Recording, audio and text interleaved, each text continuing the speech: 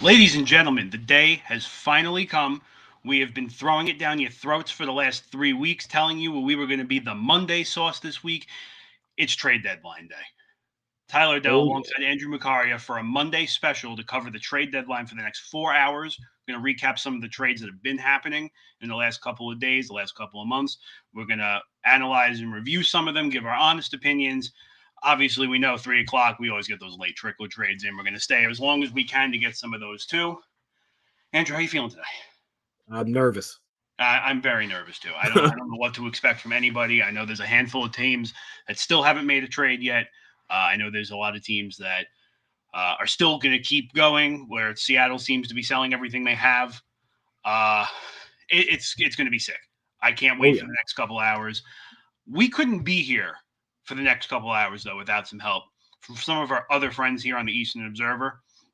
We're going to start with our friends over at the Primetime Rundown. Every Friday, 7 p.m., you can catch Joey Jarzinka, Ian Schreier, and Rob DeLuca right here on YouTube to discuss everything in sports. Right now, they are on hiatus for the March Madness bracket. They'll be back sometime in April. You can catch all of their previous episodes right here on YouTube. You can also catch them on demand at Apple Podcast, iHeartRadio, and Spotify. Also, don't forget to check out their regularly posting episodes of their instant reaction channel. Be sure to check them out as well. We also couldn't be here without our friends over the Essential Wrestling Podcast. Tuesdays at 5 p.m., you can catch Al Carl, John Smith, John DeConi, Ryan Joy, and Gary Mahaffey to talk about everything going on in the wrestling world. Catch them every Tuesday at 5 p.m. right here on YouTube. You can also find them again on demand, Spotify, Apple Podcast, YouTube, and iHeartRadio. It's the first time I did that and almost did not pass out from running out of breath. your lungs are getting better. My lungs are on fire. So, first things first.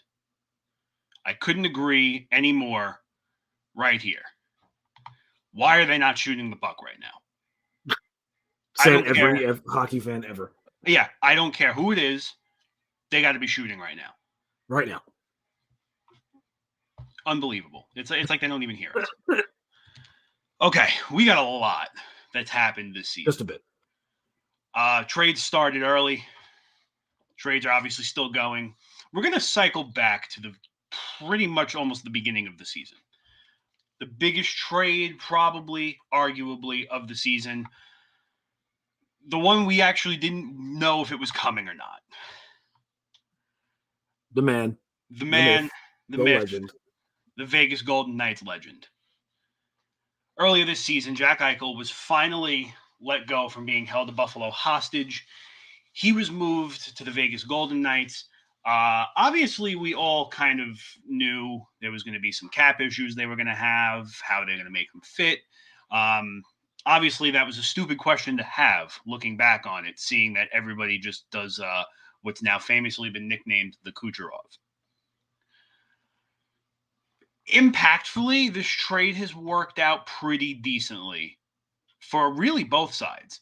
Buffalo has been playing a little bit better.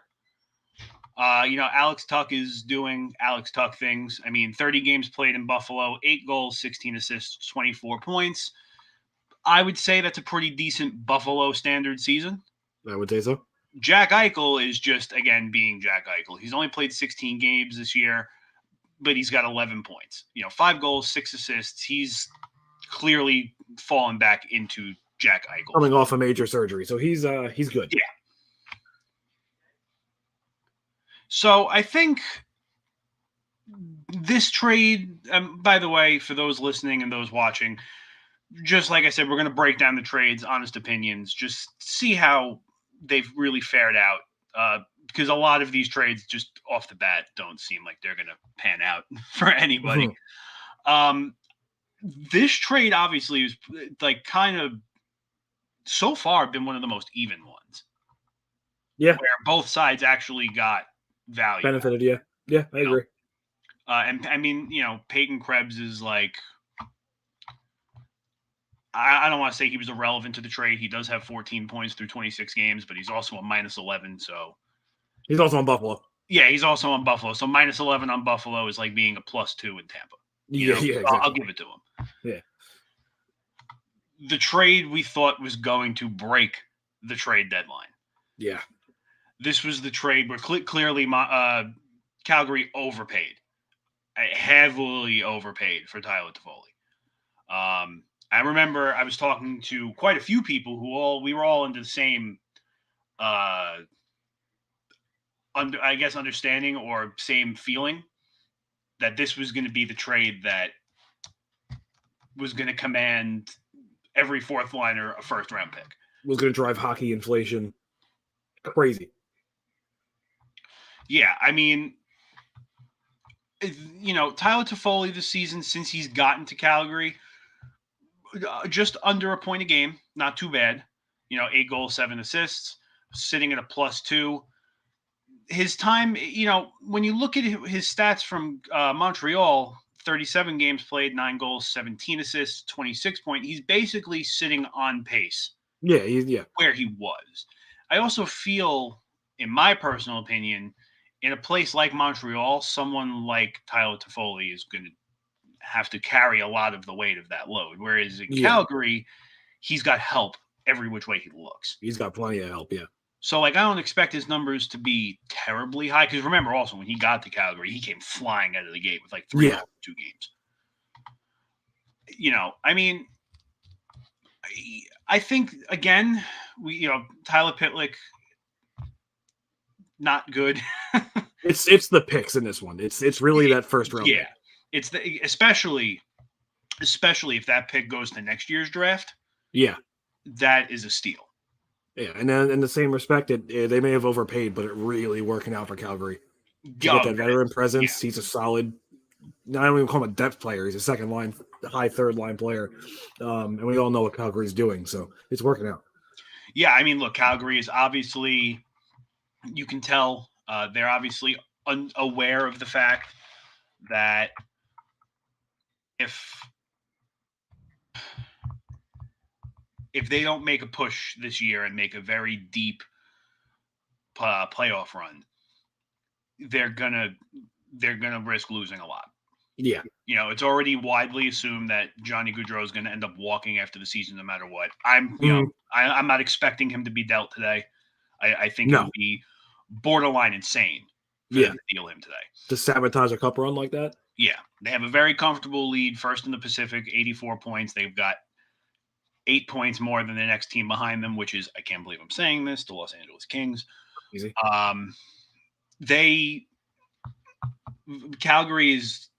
They had to overpay in this one. Yeah. Because God knows after this season what's going to happen to Calgary.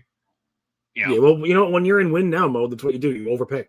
Of course, yeah. I mean, we'll get to another trade in a minute that upset quite a few people, Blackhawk players included. Moving forward with the next trade, nothing crazy here. This was just a depth trade. Ryan Zingle never even made it on the Maple Leafs. I can't believe they traded for him and then immediately waived him. I think if it was me, my opinion on this one has got to be moving him was a way for Arizona to get that second round pick. Probably. Because, I mean, there's nothing that special about Ilya Lyubushkin. No. Through 46 games, he has 9 assists in Arizona. No. Since he's got to Toronto, he has 1 assist in 13 games. And don't get me wrong, there's time, he'll figure it out. But I think the Ryan Zingle move and then immediately dumped is strictly just to get that second pick involved. Could be. Moving forward, Carter Hutton for future consideration. Again, this is just Arizona making room to acquire some picks and, do what they do. Yeah, do Arizona things. This trade was a little surprising considering Edmonton has some goalie issues, if you want to call it that, where it doesn't seem like they're very confident in Smith or Mikko Koskinen at all anymore. No, I wouldn't be. Yeah, I don't blame them. This was, it's a little bit surprising that they would be willing to give up at least an established backup for possibly nothing. Yeah. I mean, I think they're obviously going to, I don't know. I want to say obviously, but we got 2 hours, but they're going to trade for a goalie. Of course. I mean, I think you and I were both saying a couple weeks ago, Edmonton, it seemed almost like they were going to make a push at Fleury at some point. Yeah, which is now dead in the water. So I think Georgiev's going to end up in an Oilers jersey. It wouldn't be the first goalie the Rangers shipped over there. Not quite. No. Well, I mean, you think about that one, though. Cam Talbot didn't really pan out over in Edmonton, did he? Yeah. No, So, not at all. Not like that one bit you too hard. Josh Manson moved to the Colorado Avalanche for Drew Helson and a 2023 second-round pick, as if Colorado needed to get any better. It's insane because Colorado and Florida are at like a Cold War right now, just getting more weapons and more weapons and more weapons. I mean, and Josh Manson for a defenseman is not having a bad season by defenseman standards. 45 games played, 9 points, 4 goals. You look, when you play a shutdown D-man role, you're not expected to have a million points a season. You know what I mean? I just don't understand. See, this falls in the same category I've been saying for the few years as Tampa. Why are people helping them? On a team that has Cale Makar, hopefully eventually they get Bowen Byram back. Yep. Nathan McKinnon, Mikko Rantanen, Gabriel Landeskog, Naz Kadri this year. They just acquired Nico Sturm, which we'll get to eventually. Devon Toews, and now you want to give them more. Like, I'm sorry, if they can't win with the team they already have, that's a problem in itself. Yeah. Like that, and that's just, to me, that's my opinion. I'm sorry. Yeah, they don't need any more. Stop it. Yeah, like, come on. Why are we helping these guys? Right into that Nico Sturm trade, it seemed like Minnesota gave up on him a little too fast. Yeah, I don't know. Minnesota does weird things. Well, Minnesota is Minnesota. I was more surprised, honestly, that Colorado was willing to part with Tyson Jost like that. Tyson Jost, 59 games, 14 points. Nico Sturm, 53 games, 17 points. So they're about the same player, but as far as, being a solidified face-off man through the league, Tyson Jost is a top 10.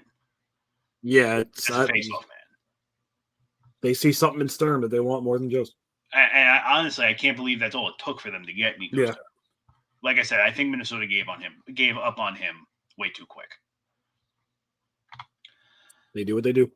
I'll let you take the reins on this one, Ranger boy. I love this trade so much. We got Vetrano for really nothing for a 4th round pick, and that tweet you put up, the shoot the puck tweet, that's what Vetrano does. This dude shoots the puck from everywhere. Finally scored his first goal yesterday. After 2 games. I love this guy a lot. I'm a big fan. Everybody wants him to shoot. See, I just shoot nonstop. You're in your own end. I have noticed he likes to take those weird angle shots like it's nobody's business. Yeah, it's something that the Rangers keep doing this year. Is they pass up shots to make another pass. This guy will just shoot the puck, and he has a good shot. That's his big thing. Is he's a great shot. He's a great north-south skater. His puck skills aren't that great, but when he's going to be a trigger guy, it's fine.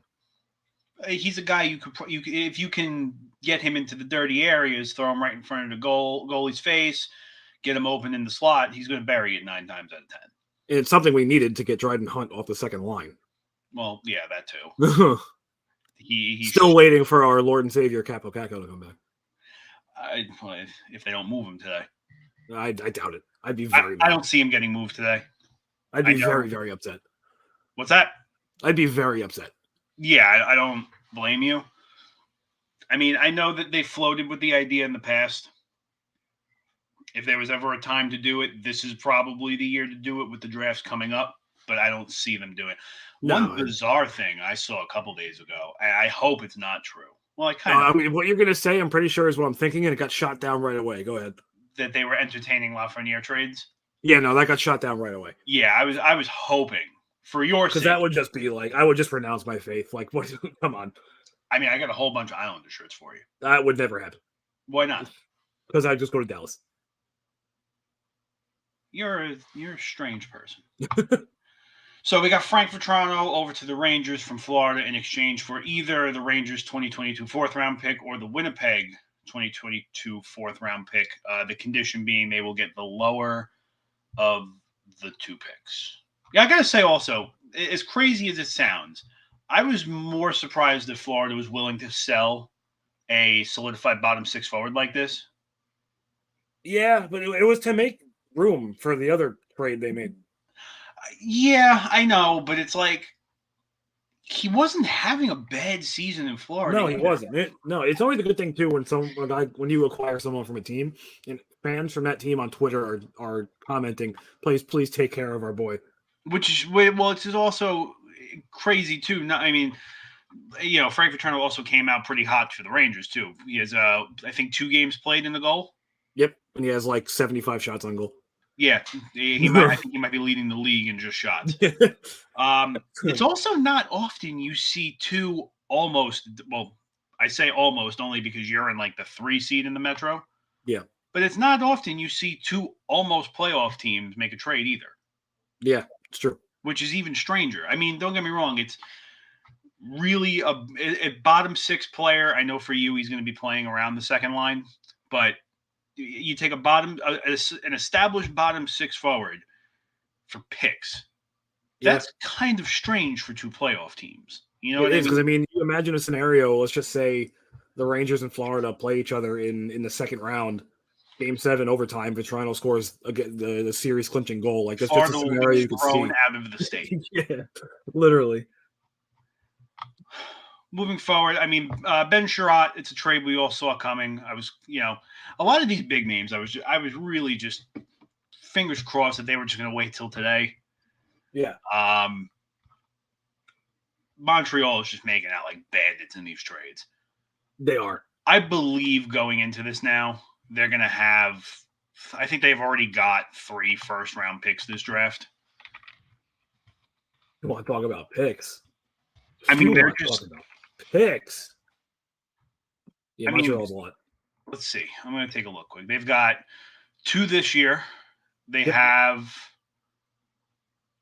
the Calgary pick from the Toffoli trade. They have this Florida pick is going to be in the 2023 draft.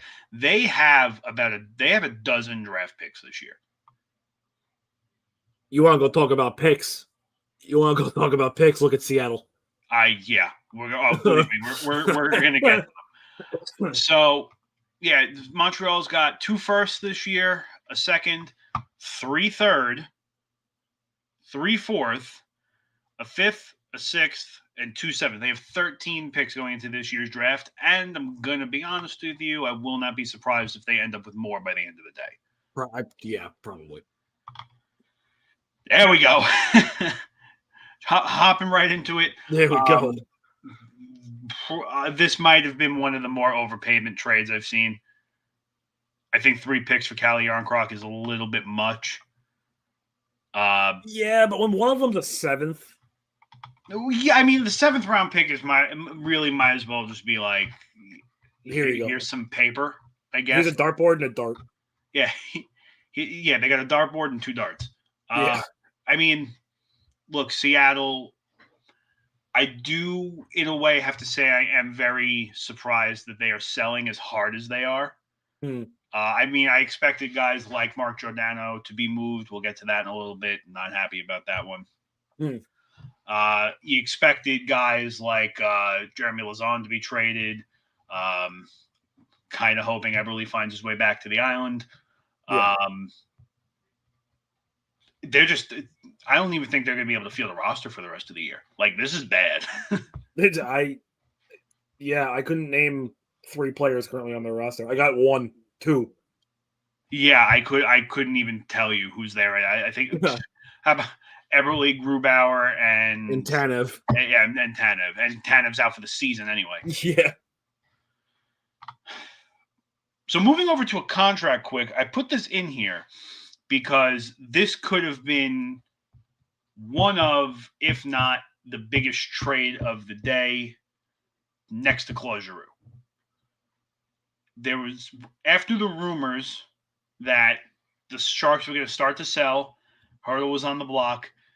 They extended him to an 8-year, $65.1 million contract with an AAV of a very weird $8,137,500. He signed till the end of 2030. Yankees. Wow. Yeah. My first question for you. Could he have commanded more on the open market? Probably just because you always going to get more in the open market, but I don't think much more. I think maybe 9 AAV, maybe. Okay. I'm thinking if he hit the open market, I think he wouldn't have gone any higher than 8.5. Fair. Maybe 8.25. I could be wrong. I'm probably wrong. Just The problem is it just seems like for a while it seemed like all of these contracts and mega deals were starting to skyrocket, like they were getting out of control. Yeah. But now you see, I'll take two examples from last year. You see Adam Pelech, Ryan Pulock. Yeah. Who could have commanded a decent amount of change on the open market when their times came. Mm-hmm. They both signed for next to nothing. This is true. Jacob Chikrin, I know that contract is only a year or two old. That has probably got to be the best contract in the league going right now. 100%. So I'm just like, I wouldn't have been surprised if he made more on the open market, but I'm glad he didn't, just because I don't think he's that worth it. Well, yeah, everyone still is tying him to that 35 goal season 3 years ago. Yeah, I mean, and that was, you're talking like 4 seasons now. Yeah, and I mean, since then, I mean, obviously there's a couple shortened seasons, but you see 16, 19, and 25 goals. He doesn't really produce on the assist side of things, so he's really a pure goal scorer. But if you're someone like that, you need him to drop 30 consistently in order to command that kind of money. Yeah, and I mean, don't get me wrong, he's not the worst on the power play either. No, not at all. He's not bad. He's not bad. He's not bad. No, he's not a bad player at all. He's got 4 power play goals, 13 power play points. He's not a bad player. It's just when I see a contract with a guy making over $8 million, and these are the numbers I see in return. Yeah. I think he might have been a little overpaid, but I could have understood someone giving him 8.25. Yeah. Or 8.5. Because you also got to remember, one thing I think we're leaving out, and I think one of the more important things we're leaving out, is the Sharks were flying at the beginning of the season. Yes, they were. I think they rode first place in the Pacific until about the earliest end of January. That sounds, yeah. It's like, I don't know. I get also, now that I think about it, you also got to acknowledge in a way. Well, there's 2 things in life you have to acknowledge. Roman Reigns.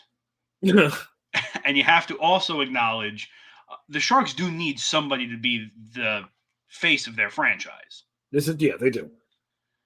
Also, Hurdle, I'm assuming, had caught the rumor going through the league, because I know he obviously is always one to look for the stretch pass. Mm-hmm. He also, I'm assuming he heard the rumor that they're looking for the 2-line pass. Yeah. I don't know how much legitimacy there is to this rumor, especially because it's just coming from a comment. Thank you, Al. That was the dumbest rule ever. The 2-line pass was, look, I'm glad I did not live through that. Yeah. I don't know if I'd still be a hockey fan if I had to sit through that rule. The dumbest thing in the world. It's like, telling a pitcher, you can't throw a ball over 98 miles an hour. That's no good. Al also wants us to know that he as well acknowledges Roman Reigns. Well, someone's got it. We all do. We all work for him. Everybody works for Roman Reigns. Apparently, Roman Reigns doesn't work for the Blackhawks because the Blackhawks are getting killed right now. That organization is just in shambles.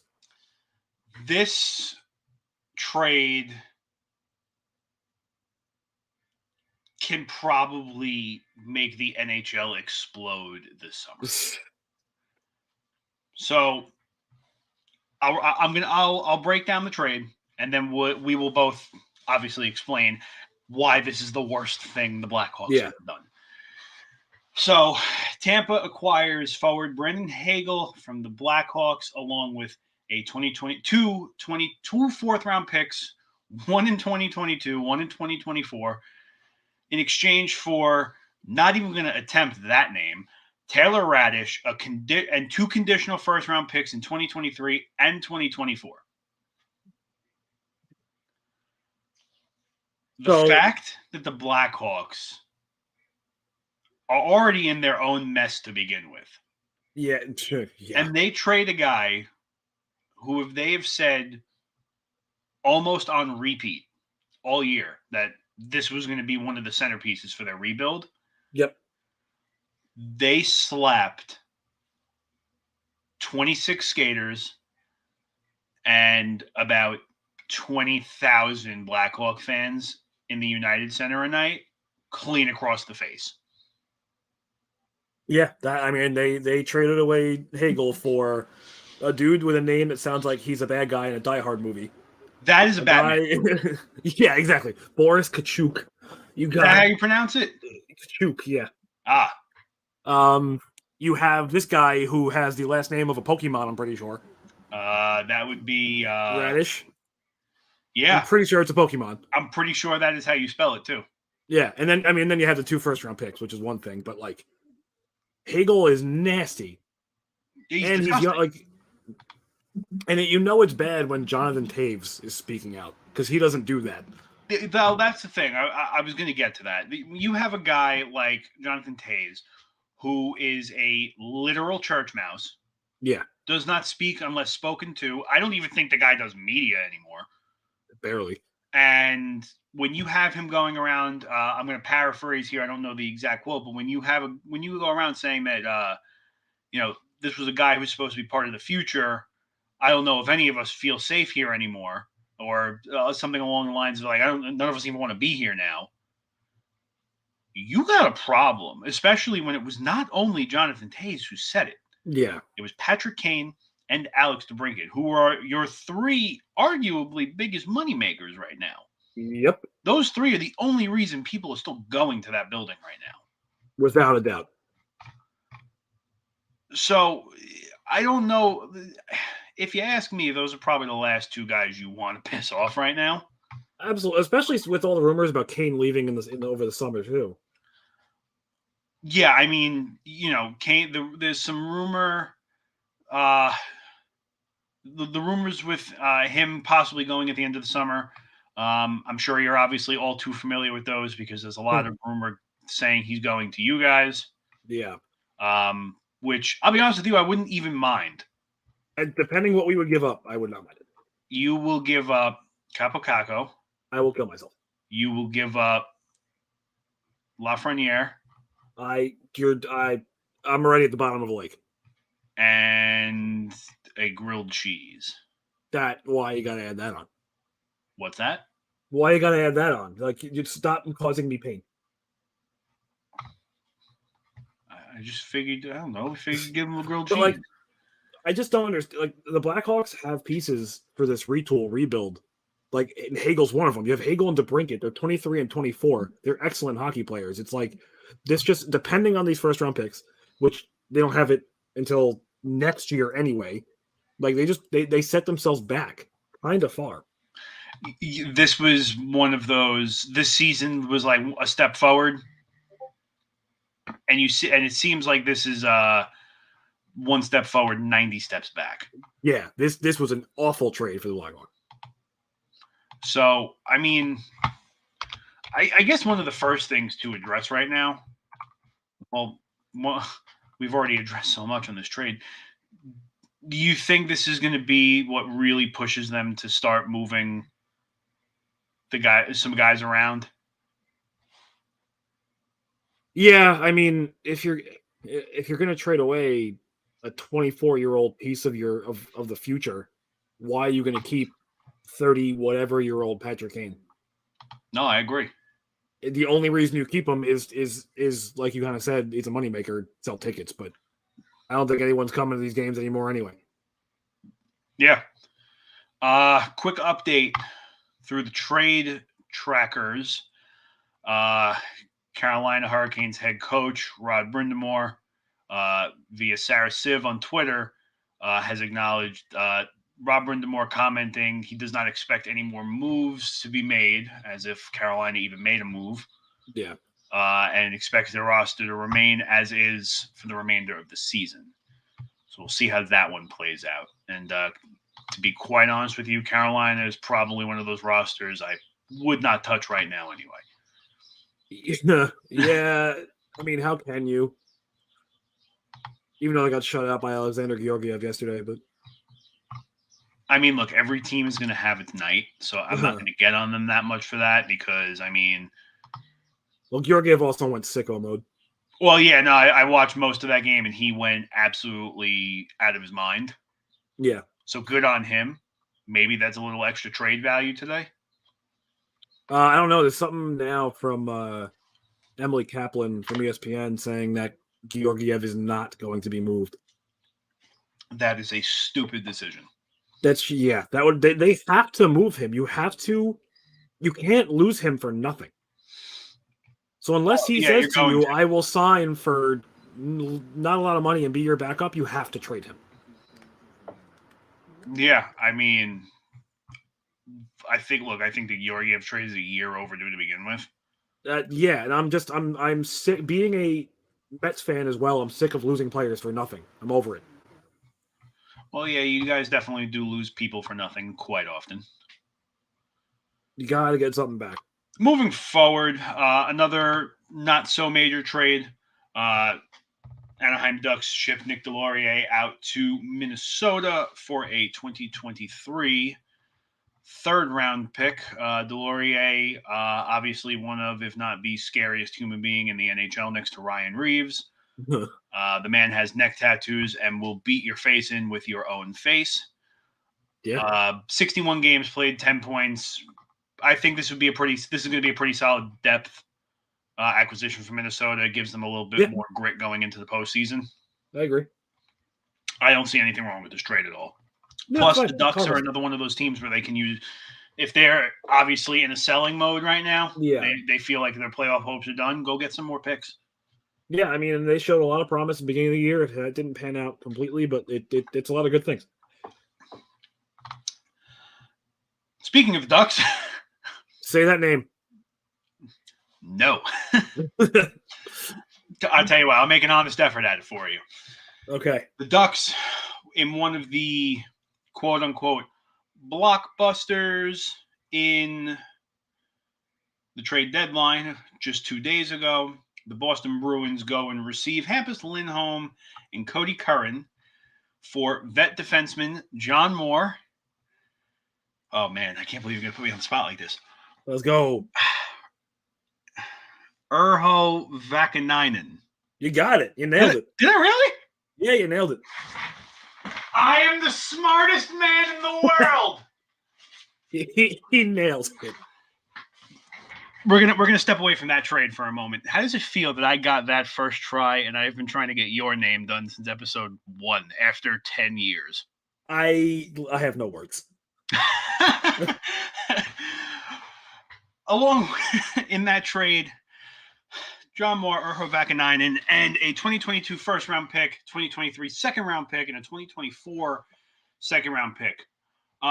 This trade probably wouldn't have been as crazy if Hampus Lindholm did not show up to the TD Garden, kick the door in, and go, hey, it's contract time. Yeah, immediately signs. The 8-year, $52 million contract.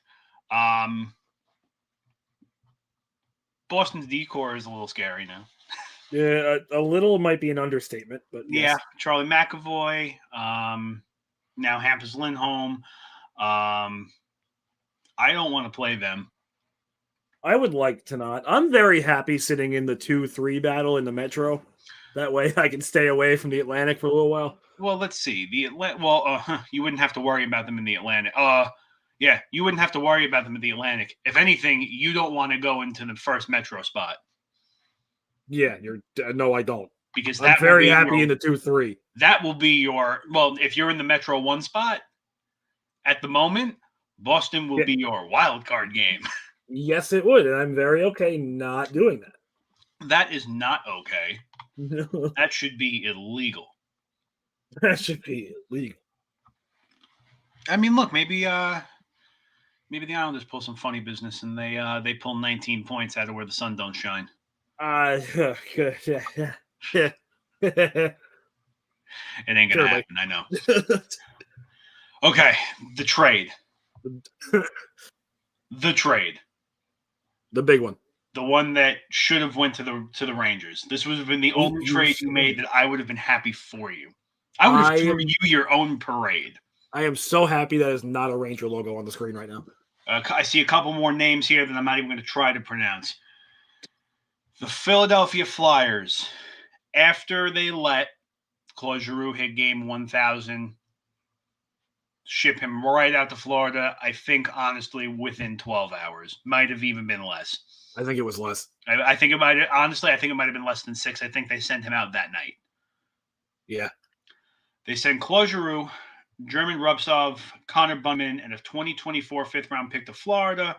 In return, they get Owen Tippett, a 2023 third-round pick, and a conditional 2024 first-round pick. They didn't get as much as the Philly didn't get as much as they thought they would. No. As crazy as that might sound, I know that Claude Giroux is up there. He's 34. He'll be 35 this summer. Mm-hmm.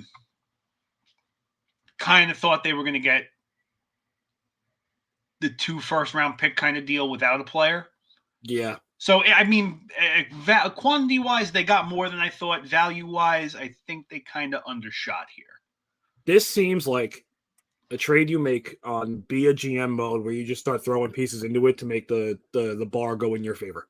I'm pretty sure Ron Hextall signed a 6-hour contract to do this. He might have. I mean, look, Owen Tippett, he's got time. Yeah. He's still young. He can turn into something, and maybe a change of scenery is what he needs. I know that up until this season, I mean, really this season, I know he was getting game time. He was getting 40. He got 42 games. I just know the minutes weren't there for him. Mm-hmm. I think he was averaging about 8 minutes a night, which is not bad. That's not what you want either, especially because he was pretty highly regarded before this. Through his 42 games in Florida, 6 goals, 8 assists, 14 points. This season, Claude Giroux having a very Claude Giroux season. 57 games, 18 goals, 24 assists, 42 points, sitting on a -12, and they gave that SOB the cover of NHL 13, and I'm still not over it. Yeah, I downloaded my own Henrik Lundqvist version and printed it out and put it on the case instead. I'm pretty sure I put myself on the case. I'm not kidding. I believe you. Overall, I don't see anything really wrong with the trade. Florida scale, as I think it is, I don't think it's that bad. It could have been worse. I mean, that the conditional 2024 first round pick that does it. Owen Tippett fits in with the color scheme. He's a redhead for those who don't know.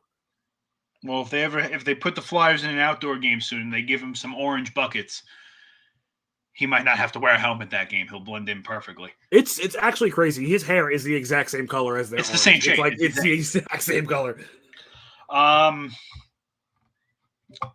The return for the Panthers, obviously these are guys just that are going to fill roster spots and round out the AHL. Yeah. Rubtsov playing for Lehigh Valley this season. 37 games played, 2 goals, 4 assists, 6 points with a -10. Nothing special, nothing really to write home about there. Connor Bunnaman, however, 15 games played, not a single point and a -7. Pinkies. Yeah. So these are obviously, these are just filling roster spots and rounding out. Yeah. They are rounding out the Flyers roster. Pretty much. Moving forward. Okay, now we're starting to get into closer territory. We're moving closer to yesterday. The Buffalo Sabres released Robert Haig from hostage in exchange for a 2022 6th-round pick. Florida is getting a little carried away with these trades. That just seems like they're kind of going after everybody. But it is also clear as day that they are going to Kucherov their way through the playoffs with defenseman Aaron Ekblad going to long-term IR. LTIR, yeah. So this trade does make plenty of sense. I understand it. I think that in all, as crazy as this might sound, I feel like Florida maybe could have pulled a 4th round pick out of this, potentially even a 3rd. I don't know. I could be wrong. This was so confusing. This was incredibly confusing. I read it and I was like, wait, what? I'm pretty sure, correct me if I'm wrong, either Thursday or Friday, Vancouver places Travis Hammond on waivers. Now, for those who are with us today hanging out, first of all, thanks for coming. We love you. We don't see you, but we love you. Oh, we see you. When you're placed on waivers, you are free game to anybody in the league. Yeah. Instead, Ottawa said, we don't really like 3rd-round draft picks, particularly the 2022 ones. So why don't we just let them clear, and then we'll trade anyway? Nothing about this made sense. No, it straight up is dumb. Like, look, okay, so if you take away the trade factor, the waiver factor, and the waivers never happened, not a bad trade.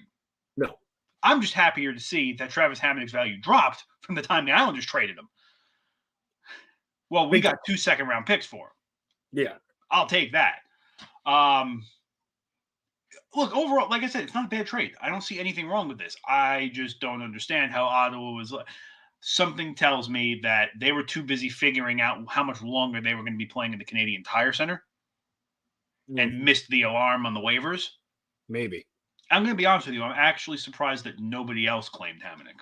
I am He's a solid. I think he's, in my opinion, I think he's at the point of his career. He's a solid depth D man. I mean, he is a positive +1. Yeah, I mean, he didn't have a bad season. He's a +1, 7 points, 3 goals in 24 games. Figuring he's averaging just shy of a 1/3 of a point a game. So he's out there. He's active. Yeah, he does. He does work.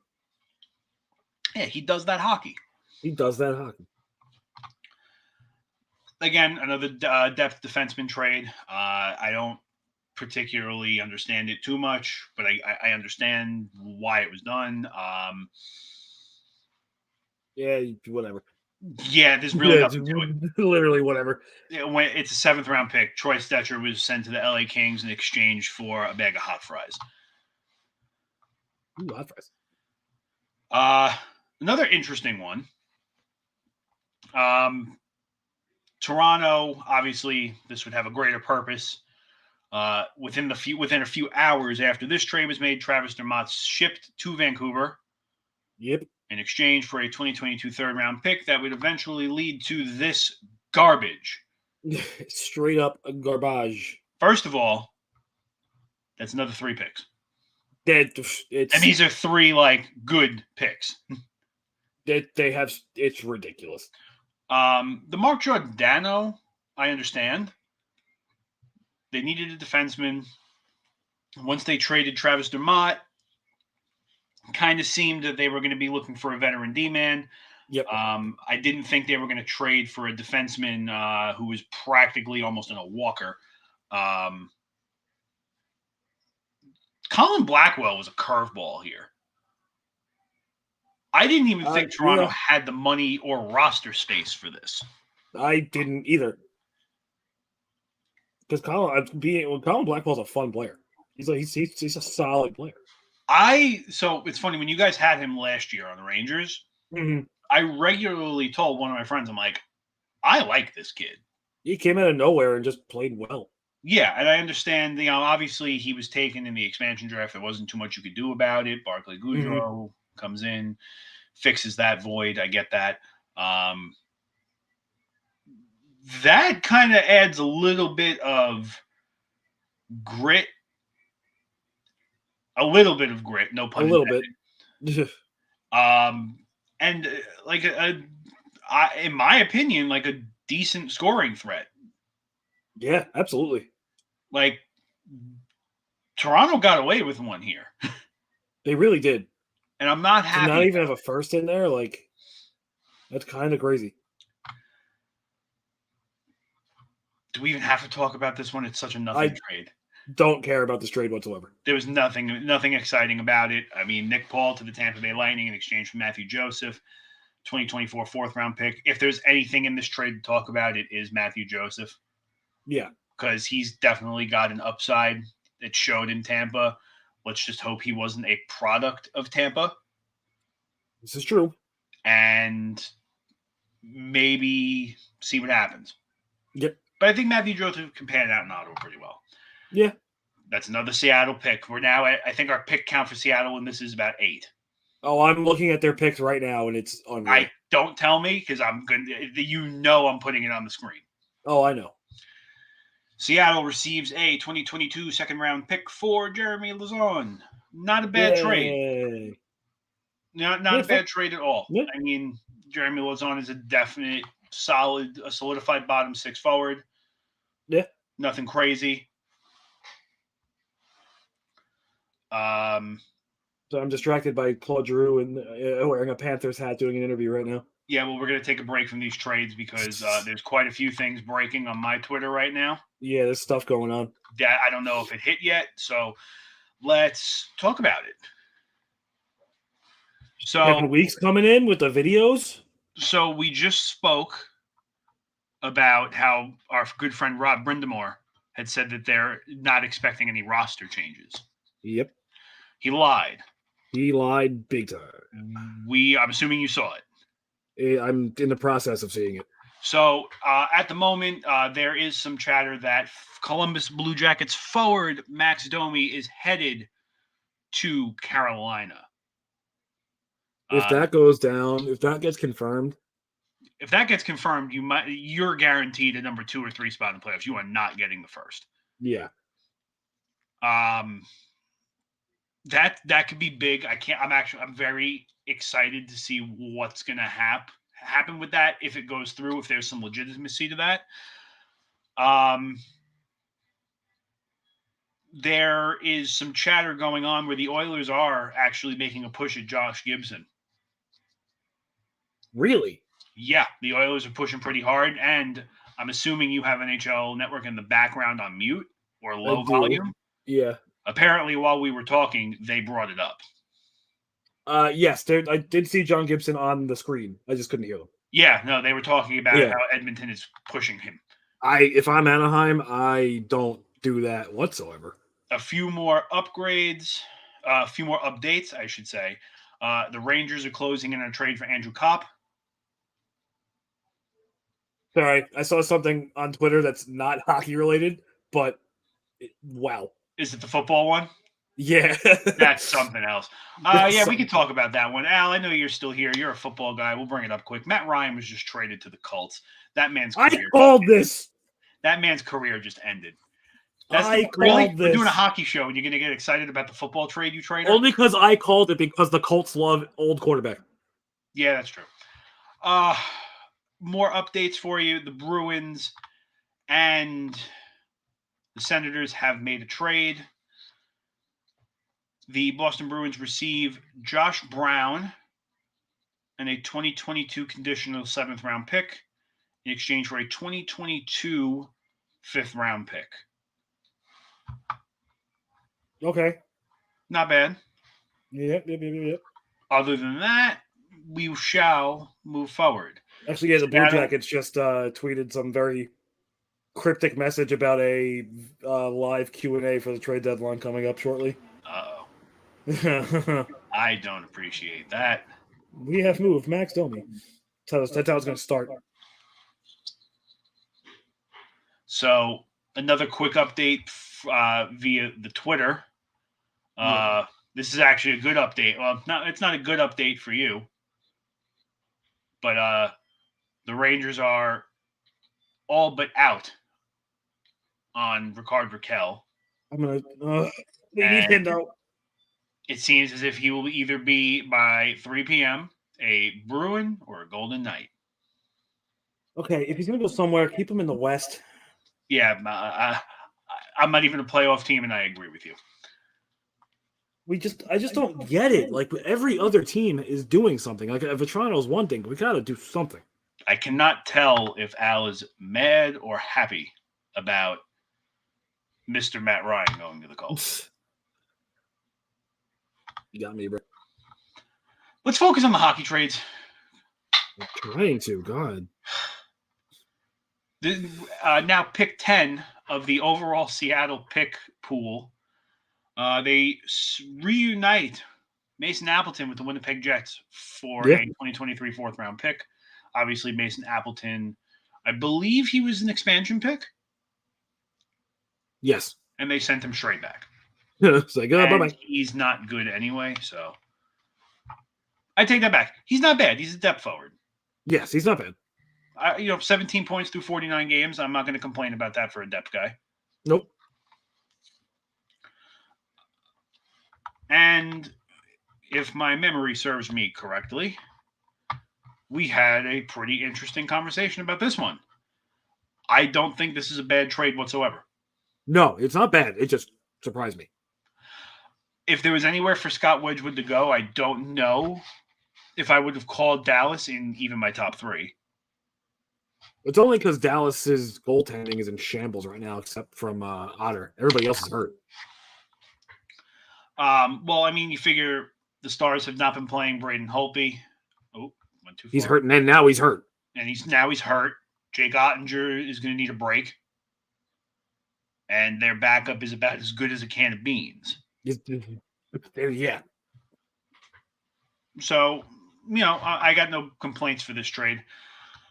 The Penguins just couldn't stay true to their word and keep their mouths shut. Nope, they never can. So they acquired Nathan Beaulieu from, I probably just butchered that, didn't I? Yeah, it's good. Close enough. Close enough? Okay. That's what I would have said. From the Winnipeg Jets in exchange for a turkey and cheese sandwich. Basically. Jack McBain headed to the Arizona Coyotes in exchange for a 2022 second-round pick. I don't see this as a bad trade at all. Get off your phone. We're talking trades. So am I. These trades are better because I look how much work I put into these. These trades are better as he pulls up Jack McBain. Oh, yeah? There you go. Thank you. Better. We can rack up that Seattle pick total to now 12, and the addition of Daniel Sprong in order to reunite Marcus Johansson and the Washington Capitals. I actually had a good conversation about this one before. Obviously, Daniel Sprong was getting significant amounts of playing time until the return of Anthony Mantha. Marcus Johansson, obviously, he's very, very familiar with the Capitals. He'll be just fine. He'll, I mean, you think about it, that team has not really changed much since he played there. No, it's not. And it hasn't been that long since he's been gone either. I think he's only been gone 3 years. So I see no complaints with this trade either. This trade bothered me only because Arizona is starting to eat salaries again, and I don't know what that's going to mean for the rest of the league and who's about to get screwed. Everybody. And that pretty much gets us up to speed. Gets us up to date. We got an hour and 5. Yeah, an hour and 5. We're now up to speed. That means trades will be announced for another 2, probably. And we are now also in the final countdown. If I was looking to get copyright hit, I would probably start playing the music. We don't want to deal with that. But we don't make enough money to pay that kind of fine. We actually don't make money here at all. But with that being said, we are headed into the final hour. We are going to step away for 2 minutes. We're going to take a quick 2-minute break. When we come back, we're going to make fun of the Seattle Kraken. We're going to keep an eye out on Twitter. We're going to see what's going on, catch up on some trades, review some of the trades that came in during our review, and we'll come back to it.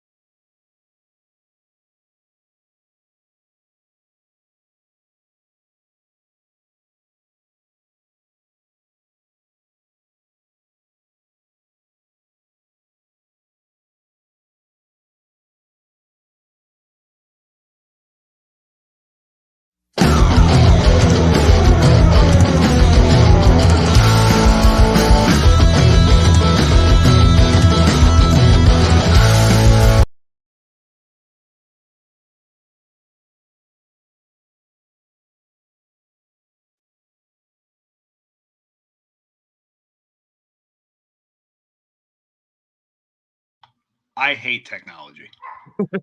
What kind of sick joke is this? How many picks you want to give this team? All of them. You know what? You know what I find the most amazing part in all of this? What? They got no first-round picks in any deal they made.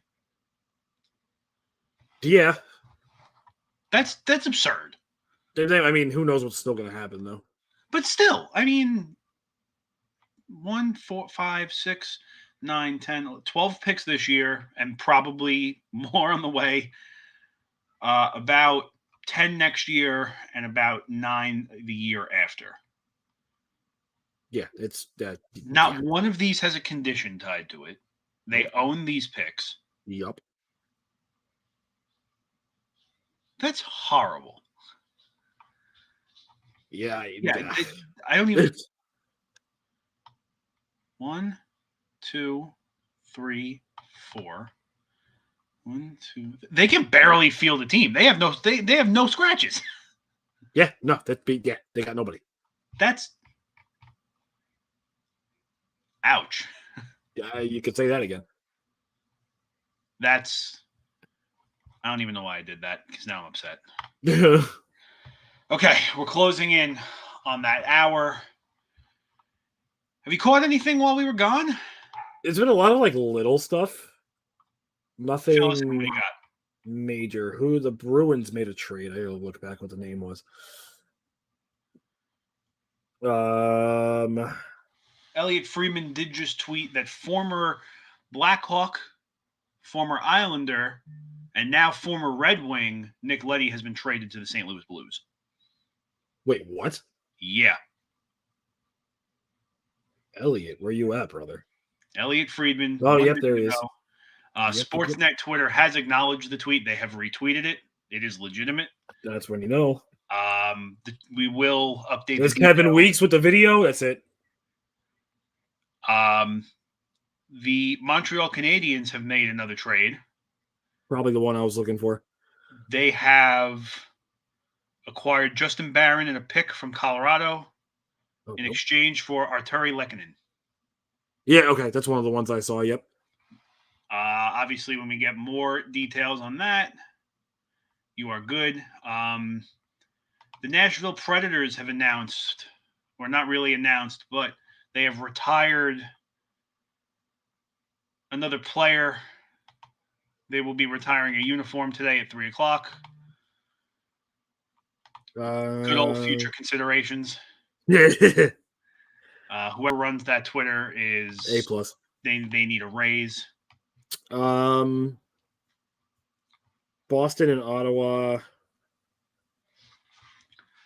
Oh my God, what is that name? Zach Senyshyn going to Boston. Yeah, I was waiting for you to say it because you didn't prepare for me trying that one. Yeah, and a 5th-round pick in 2022. Ottawa gets Josh Braun and a 2022 conditional 7th-round pick. Also, regarding that Nick Leddy to the Blues trade, Kevin Weeks was the first one to break that. Kevin. GOAT. This one of the most horrifying pictures I've ever seen. I'm going to be sharing my screen back and forth all day. My eyes are on fire. Oh, God. That is hard to look at, not because of Marc-Andre Fleury. Just at this point, anything that is not a Penguins uniform still looks weird. This looks freaky.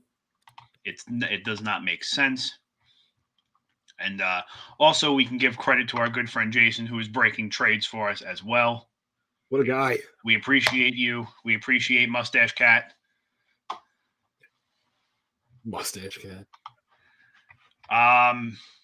Yeah, it's starting. It's picking up. Yeah. There's the whole thing about Ricard Raquel. Apparently the Rangers are actually still involved. Just a quick update from the waiver wire per Bob McKenzie. Arizona Coyotes have claimed Sateri. Seattle claims Derek Pouliot. Vancouver has claimed Brad Richardson. And Peter Mrazek cleared waivers. No surprise there. Not surprised whatsoever. No.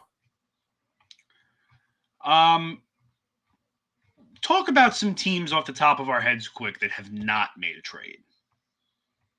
I'm going to start with the two obvious ones because they're the local teams, the Islanders and the Devils. I don't think the Devils need to really do much. I'm not, except for Subban. But at the same time, I'm not surprised that they are having issues finding a trade partner for Subban. So I don't know if it's that there's an issue finding him, or if it's more they don't want the hassle of having to deal with him. Mm. Correct me if I'm wrong.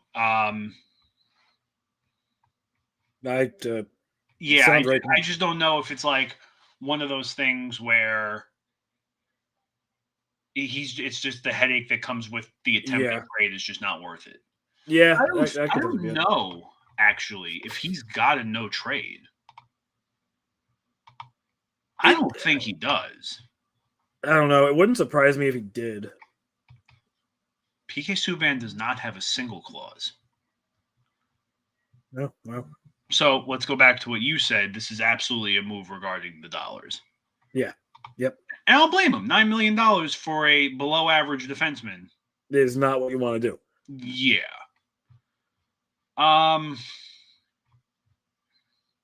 The Islanders. Look, obviously, I think it goes without saying their playoff hope is pretty diminished. It's almost non-existent. Look, as much as I'd like them to, the stars don't just have to align; they have to align and explode. Yeah.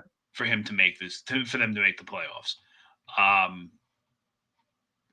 From the outside looking in, would you say that they should have gone into this? They should go into this trade deadline still, as sellers, or should they have tried to place and plug through the offseason? I wouldn't say sellers, but I mean, there's a player or two that I think there's a goalie I think they should have traded. But beyond that, I don't really think. I think they should have just stayed pat. So obviously, the two big names surrounding the Islanders and any trade rumor were Cal Clutterbuck and Semyon Varlamov. Yep. Varlamov is obviously going to be the harder of the two to move. He's got that no trade clause. Cal Clutterbuck, much easier to move. I just don't know whether this is his last year or not. If you really are willing to break up the only line that kind of shows consistent chemistry. Fair. Not to say that Ross Johnston is bad by any means, but he's no Cal Clutterbuck. Apparently, Colorado and the Rangers are involved in talks for Andrew Cogliano. Really? Told Oscar Sundquist and Jake Wallman are part of the deal going from Blues to the Red Wings for Leddy. I'm glad you brought that up because Jason believes this is overpayment, and I pretty much agree. I also, especially Sundquist, I agree. Yeah, I don't know if, especially when you consider that Nick Leddy is going into the season is a UFA. He's going to be ending this season. How old is Nick Leddy? Doesn't he collect Social Security by now? Nick Leddy has not even turned 30. Are you serious? I'm pretty sure he's young. How long has this man been in the league? He broke in at 18. He's young. I don't think he's 30 yet. Okay, he's 31. Still, I expected 35 plus. So he's 31. He broke into the NHL in 2010. That's why, and he was 19. Okay. Yeah, he was on the 2010 Cup team. Yeah, okay. No, actually. Was he? No, he was not on the 2010 Cup team. He was on the 2013 Cup team. Well, okay. Well, he's been around for 10, 11 years, so that makes sense. Yeah, I mean, he played forever. He played more time for the Islanders than he did the Blackhawks. Yeah, yep.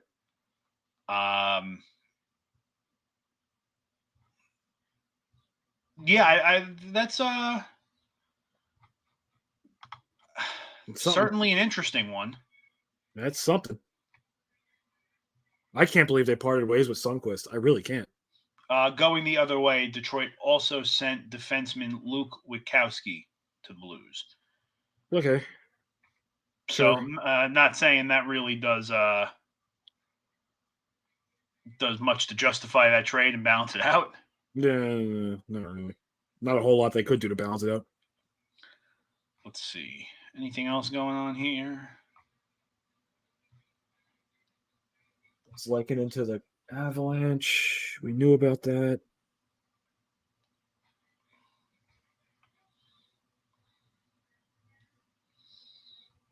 Watching his video from the game last night of a Ranger fan at the glass aggressively flipping off Tony DeAngelo. I did see that. Let's see. Did you see the video of the guy and the girl, the Jets fan? The cup part. I did. The things they get on TV. A little bit of Cal Clutterbuck steamrolling in. Obviously, any Islander rumor, if you're an Islander fan, you know to take that with a tremendous grain of salt. Yep. Because Lou does not let anything get to the media. But there is rumors Cal Clutterbuck could be heading to the West Coast if he is moved, which I prefer. I would rather not deal with that. People need to stop coming to the Metro Division. We need players out of the Metro. Gone. Yeah. There's too many people coming to the East and the Metro. Gone. It's already the hardest division to play in the league as is. Go to the Central. Let's see.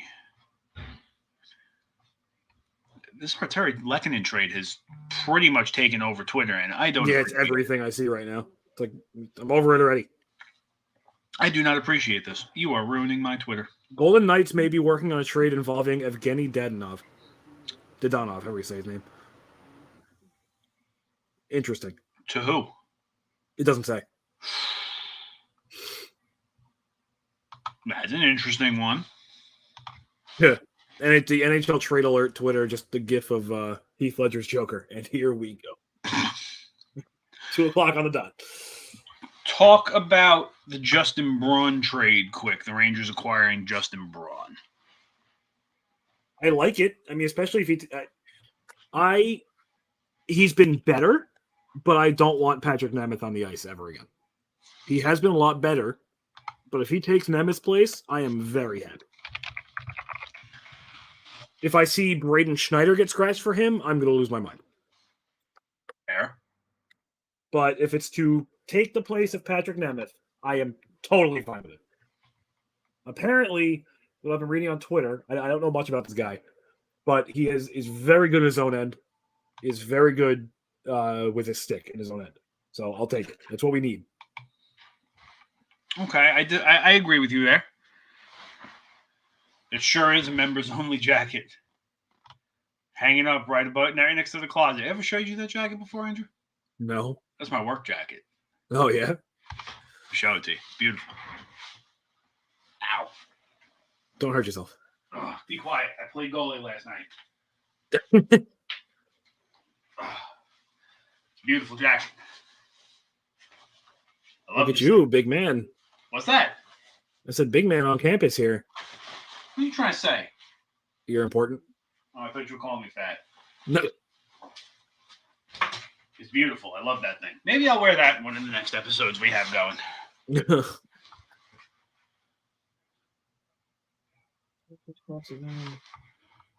Sharks are evaluating trade options for James Reimer. Andrew, you looking for a job? No. You sure? What is it? It's a part-time job. Doing what? Come to the ice crew. No trade clause. Skating is a must, which I know you're halfway good at. You got to work every home game. Yeah, see, the issue is I'd have to wear an Islander logo, and I'd rather die. Well, that's a little extreme. That's not fair.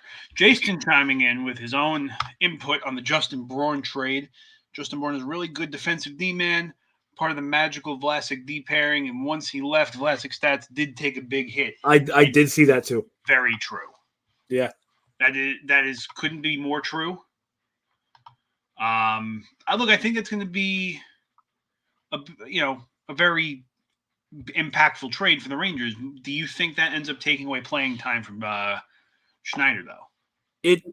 Maybe it shouldn't. What it should do is take away ice time from Patrick Nemeth. Either way, obviously the Rangers don't need more offensive production from their D-man. They need to be better in their own end. So I'm okay with it. Like I'm happy with it. It's going to be good, but it needs to take away ice time from Nemeth. It should not take away from Braden Schneider. No, it really should not. I mean, Braden Schneider is obviously a very, very good defenseman coming. Yeah. And I know that obviously he's going to be a big part of your defensive core in the future.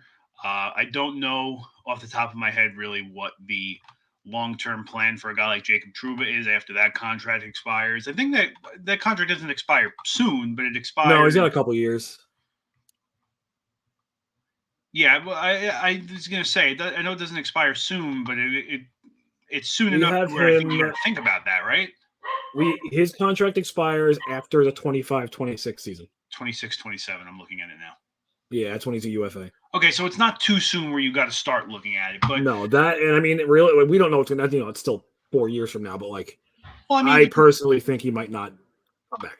But I mean, if you take a look at some of the I don't know what the hell is going on my screen. Jinkies. If you start looking at, there we go, the defensemen for the Rangers, like off the top of my head,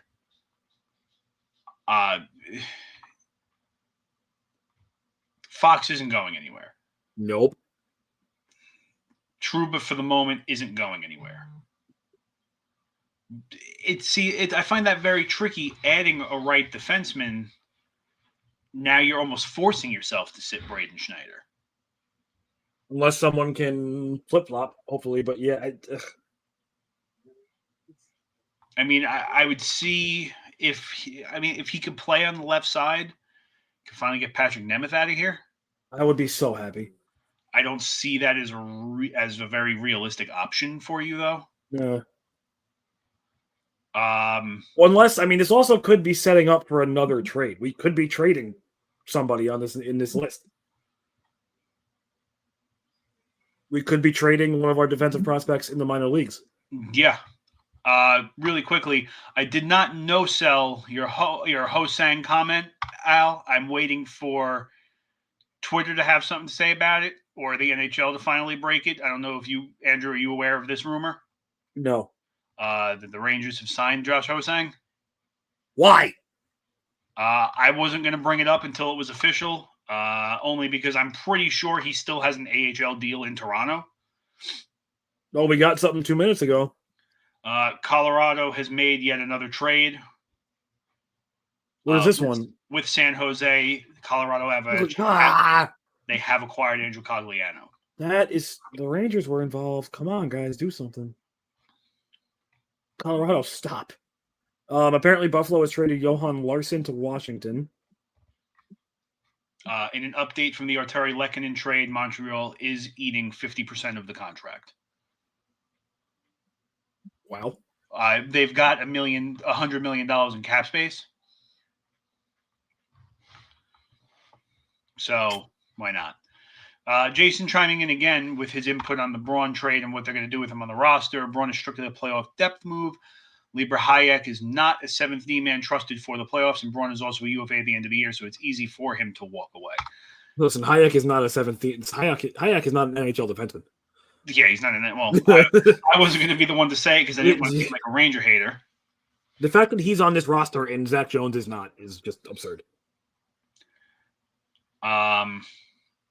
Based off of some Twitter feeds I am seeing, it seems as if Calgary is done making major moves. How much more can they do? I said that about Colorado about an hour ago, and they're still making moves. Yeah, fair. Let's see. Toronto and Florida have both taken a look at Andrew Kopp as well. Vancouver is still, quote, viciously trying to move Tanner Pearson. Still nothing about that Max Domi thing. I still have not heard anything confirmed. Yeah. And Calgary is I had a brain fart for a moment. From Steve Dangles on Twitter, I'm sure you're familiar with him. I love him. Oh, I am. Calgary also did take a look at Mark Giordano, but the salary potential made that borderline impossible to do. Well, and Giordano wanted to go to Toronto. I think he did too. Yeah, because that's before this trade. Even in the past, it was very obvious that was where he was trying to get the entire time. Yeah. Let's talk about a contract for a player that wanted a trade. So earlier today, the Bruins had extended Jake DeBrusk on a 2-year deal. How Jake DeBrusk has not pulled his trade request from the table. Yeah, I don't think this affects the trade too much. What's that? It might even be easier. It might even be easier to trade him now with a contract. Well, that's where I was kind of going with this. Yeah. I think that if there's these trades are obviously still pouring in right now, and something tells me we're going to be here later than 5 o'clock. Definitely makes it much easier to make this move with him off the table, or with his contract still being on the table for a few years. Mm-hmm. But it also obviously will raise the asking price. Of course. So, if it was you and you were going for Jake DeBrusk, what would you be willing to give up for him, knowing that he's got 2 years left after the conclusion of this season? A nice chunk of change. To get him? Honestly, yeah. So I like it more with these 2 years.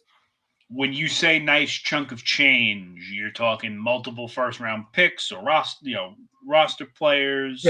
Picks, and maybe like a.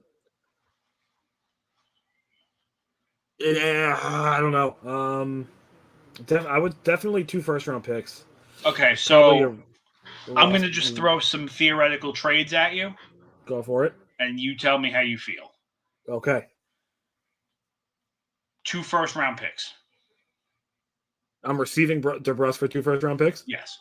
Done. A first, and let's see. Let's go a 3rd-round pick in Kako. No. There we go. That's where it was. Would you give up a second in Ryan Strome? Yes. Okay. So you just live in fantasy land. I'm very big on protecting players with a lot of upside. So that's where I stand. Cycling back to the Rangers signing Josh Ho-Sang today, Al was clearly just trying to get a rose out of you, and I'm glad he did. Dude, don't scare me like that. Al, thank you. We love you. Jason, our own personal insider for the day, Elvis Merzlikins, as well as Max Domi, were not dressed for Blue Jackets practice today or press. Yep. Still nothing though. I mean, that's probably going to come in at 4:00. Watch. Something tells me, that's coming in. Yeah. Very late, if it comes in at all. It's very quiet on Twitter now, and I don't appreciate it. It's kind of scary.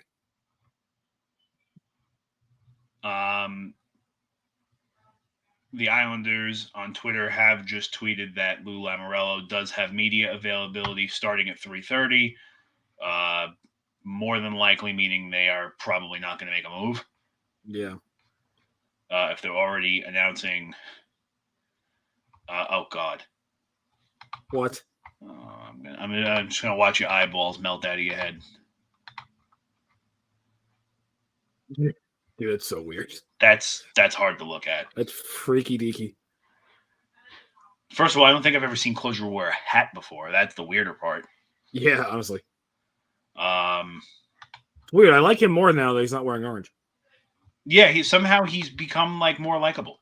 Did you see the video that Gritty's TikTok account posted after he got traded? Because apparently him and Drew were best friends. It was actually kind of sad. Rangers are in deep conversation with the Jets for Andrew Kopp. They are now the front runners. Who, the Rangers? Yeah. Interesting. I like that. Ducks still shopping Raquel. Rangers are still involved, but not the front runner.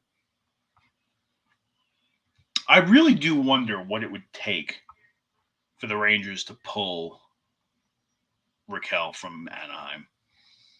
You got to think there's definitely got to be a first-round pick involved. Which I don't care. I can give up all our picks. We don't need picks. I'm done. Like, go ahead. Well, remember what happened the last time you forfeited all of your draft picks for a decade. Yeah, but Rick Nash. Right now, I'll take it. Enough from you. In this scenario, I'll take it. Insider Jason back at it again. The Jets are calling for a first-round pick on Andrew Copp. I'd give it up. I see. I don't know if I would give a first-round pick up for him. I'm sorry. I personally think that depending on the team, probably would. Okay. But only because of how good of a face-off man he is, and like a team like the Rangers needs that. That's very fair. Oh God! What's going on over there on NHL Network? Hold on, nothing. Nice. They're just talking about Marc-Andre Fleury. That's probably going to be all they talk about for the rest of the day. Honestly, probably. Wait. That's okay. Never mind. That Twitter account is not verified. They said Brock Besser to the Kings, but that is not a verified. Who tweeted account. that? Frank Saravalli, but that's a fake account. Okay. Well, first of all, we hate him. Yeah. That guy's a dork. Blake Lizotte extension with the Kings. That's not a trade. I don't care. You know, we want trades. We don't want signings. We only talk about signings after they've been traded. We just talk about real quick. We kind of call the Nick Leddy Sundqvist trade. We were talking about the overpayment, but can we talk about the team that Sundqvist went to? Detroit. Oh, yeah. I didn't think about that. Yeah, I didn't either at first. That's a great. That's who. Oh yeah, that's not good. I mean, it doesn't bother me. Detroit's in the Atlantic, but yeah, I mean, yeah. That's still like oof. Oh, could someone do something? Yeah, losing it. Someone with a Leafs fan goes, announce McDavid. Stop it. I can't. I got one from Darren Dreger right here. Zach Sanford headed to Winnipeg.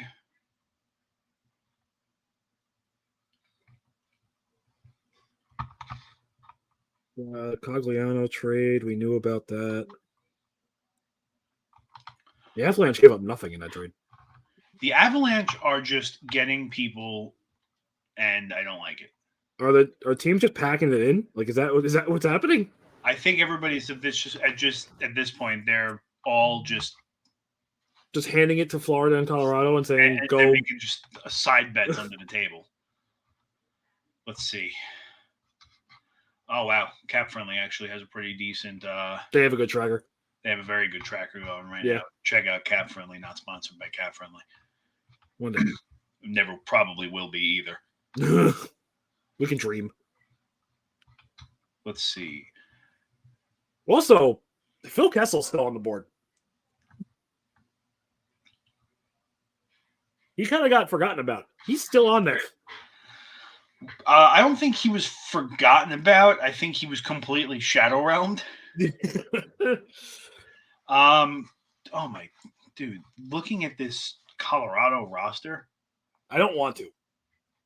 Well, I'm going to tell it to you. Ugh. Mikko Rantanen, Gabriel Landeskog, Nathan McKinnon, Andrei Burakovsky, Naz Kadri, JT Compher, Valerie Nikushkin, Arturi Lehkonen, Darren Helm, Nico Sturm. This is disgusting. Cale Makar, Eric Johnson, Samuel Girard, Devon Taves, Josh Manson, Ryan Murray, Bowen Byram, Curtis McDermott. I could see a loss in the first round followed by a tweet saying we don't have any words and we know you don't want to hear them at the Tampa Bay Lightning. And not to mention they're also going into this year's draft with 4 picks. I'm over it. Their first round pick this year It was traded July 28th. It was sent to the Arizona Coyotes in exchange in the Darcy Kemper trade. The condition being, if the Avalanche pick this year is a top 10 pick, Arizona will receive next year's 2023 first round pick. I don't think Arizona has much to worry about. Oh, God. That's wild. No, Marc-Andre Fleury is wild. Insider Jason is back for us. Bring it. With the Jets getting Sanford, it almost seems like Kopp is definitely out because there's nowhere to put him now. NYR is coming, hopefully. The amount of Ranger fans tweeting at Chris Drury is hysterical right now. Oh, I can imagine. You can only imagine the things I'm seeing on my end then. Yeah, really. Via Chris Johnston on Twitter, following up on the Darren Dreger report, Winnipeg is sending a 2022 fifth-round pick to Ottawa for Zach Sanford as well. Okay. Not a bad deal. Preds have acquired forward Braden Burke from the Kings in exchange for defenseman Frederick Allard. I don't care. There's something going on today with Kevin Weeks, man. Have you seen his tweets? No. He is just... I saw his one video, but...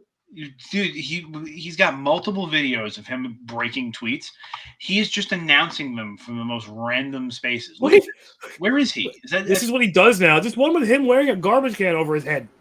I'm pretty sure that's like, I don't know what, that looks like the stupid stairs that slide along a bookcase in a library. He's probably at like a Best Buy or something, just sitting on it. Oh yeah, he's probably waiting. Where's this Andrew guy? Yeah, there you go. There's the can. Dude, Kevin Weeks is all I need in life. It was so nice watching Islanders Stars and not having Butch Goring and having Kevin Weeks instead. You mean Anson Carter? No, Weeksy was doing it. Did he really? Yeah. No, yeah, Weeksy did it. Really? Oh man, I missed it. Well, I don't know if I missed it, per se. I missed it because I was sick. You didn't even watch the game? No, I did, but I was, like, out of it. Via Andrew Gross on Twitter from the Islanders, 30 minutes to go until the NHL trade deadline. Lou Lamoriello is scheduled to speak to the media at about 3:30 p.m., and still everything remains quiet on the Islanders' end. Yeah, I mean, I don't think we're expecting anything from the Islanders now. I don't think I am either.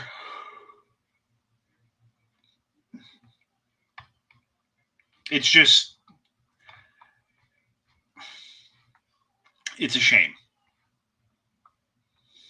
You know, obviously change is needed, and the fact that we didn't start is very, very frustrating. Yeah.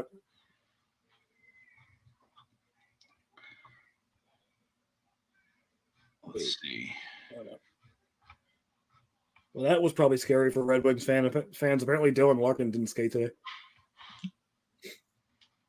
I feel like that's like a couple of years ago, last year or 2 years ago, during the Flames morning skate when Johnny Gaudreau got off. Yeah. Comes back, goes to the media. What happened? Went to go pee.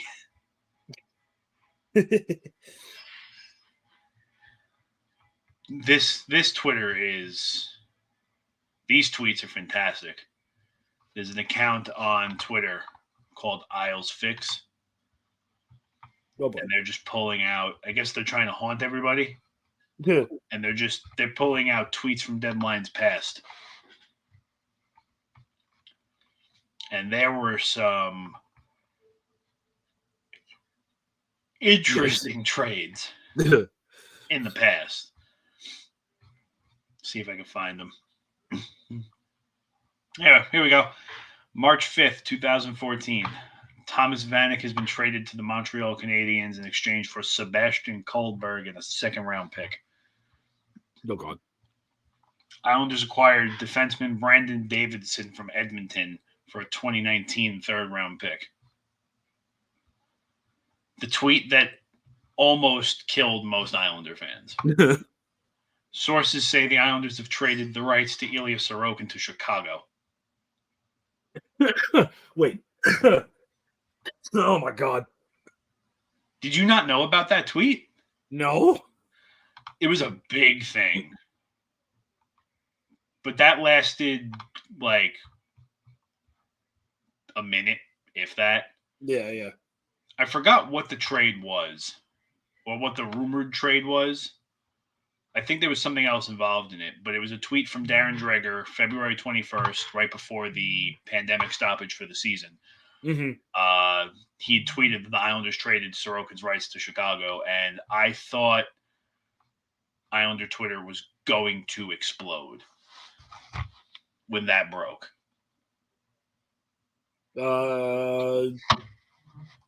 Possibly hearing Evgeny Dadonov to the Ducks, but nothing is official yet. That doesn't make any sense. Why would they ship him to the Ducks if they're trying to sell? I don't know.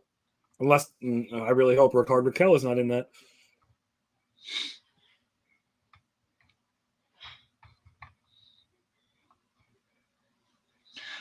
What's more interesting to me is that, let me see, wasn't it for Leonard? There was a incident where it was when, if you remember, the year after Leonard went absolutely berserk in the NHL. Mm-hmm. He obviously was not re-signed by the Islanders at all, but he signed with Chicago very quickly. And then Semyon Varlamov did not sign here right away either. I'm actually glad he brought this up because I would have forgotten completely. There was a rumor that the Islanders were trading to get Leonard back, which would have been the dumbest thing on the planet. Odd. And thankfully that did not ever happen or pan out. Yeah, really.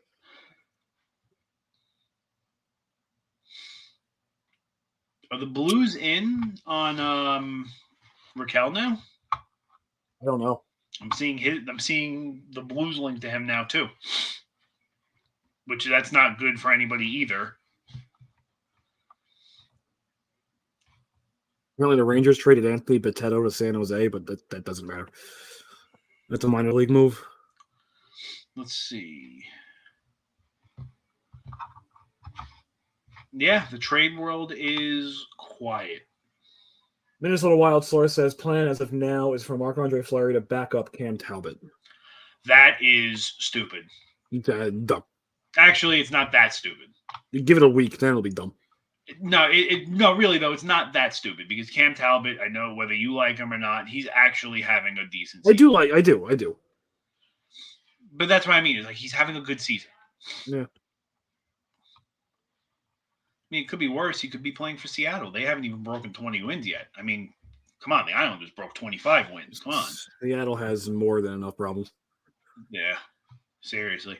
Tell you what, we'll step away for another 5 minutes. We'll let the trades come in because we're going to be going hardcore pedal to the metal from about 20 to 3 on to about 5 o'clock.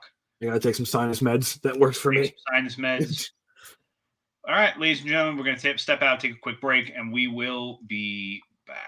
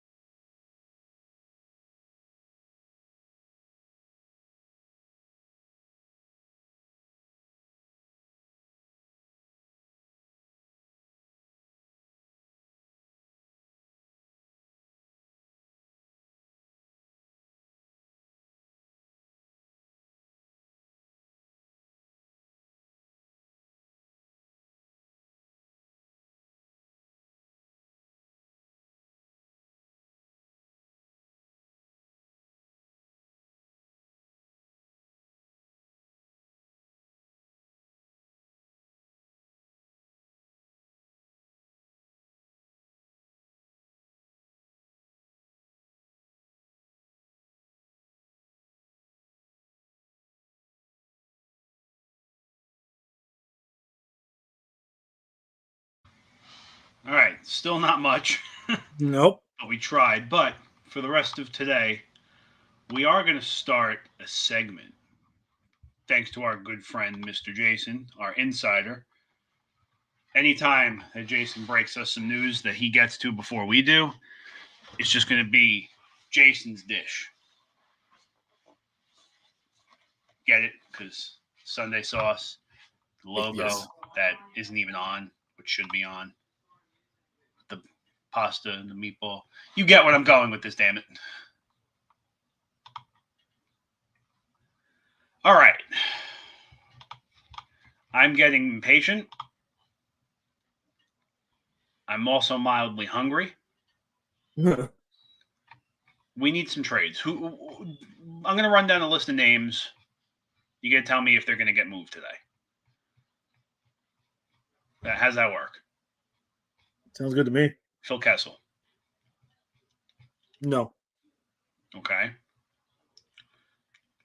I'm going to go with some obvious ones we already spoke about. PK Subban. No. Cal Clutterbuck. No. If you're just going to say no the whole time. They're no's, dude. Fair enough. Do we see the Blackhawks move Taze, Kaner, DeBrincat in their frustrations now? No. Summer, yes. Today, no. So you say the summer, yes. Kane's gone over the summer. Okay. Do we see Toronto make another big move? I don't know what else they could do, but probably because they're Toronto. No, we spoke about that. Pittsburgh has been very quiet this trade deadline, which is not very Pittsburgh of them. No, not at all. Are they going to come in with a big move? No. It's tough to say because, like you said, they are Pittsburgh, but you haven't heard anything about them at all. They haven't been in any talks. Okay.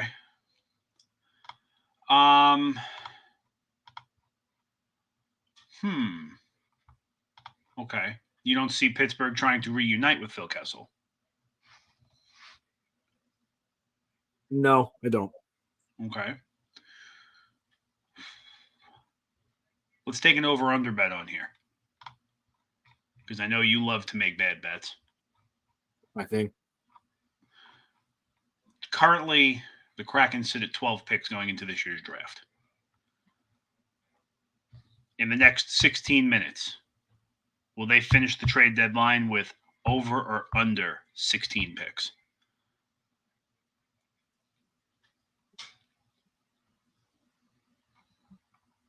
Exactly 16. You think they're going to finish with exactly 16? Yes. Now, let me ask you another question. Who in your right mind do you think they're going to trade that they can get 4 more picks? They have nobody left. We're going to find out. Will Arizona eat more bad contracts? Of course. Of course. Of course. Will the Islanders make a move? No. Ricard Raquel, Rangers or Bruins? No bias. Rangers. You truly think he's going to end up on the Rangers? If he moves at all, I'm starting to lean towards that he doesn't move. Okay. If he is to come to the Rangers, what is being sent to Anaheim? Probably one of our minor league defensemen and a first. Okay. So I would say something like Zach Jones or Nils Lundqvist and a first. Okay. And I'd be okay with it. Do we see Brock Besser move today? That's a good question. Because with the trend of all the trades going, seeing as Giroux is off the board, Ben Sherrod is off the board, Fleury is now off the board, it seems as if all of the big name trades have already gone through. Yeah, I mean, except the one who's been the biggest name for 4 months, Jacob Chitrin.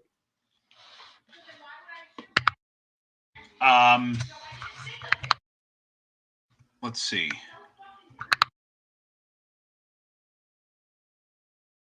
Also, I do want to point out, Jason just said that Amanda Kessel tweeted that Phil doesn't look like Phil is going to move.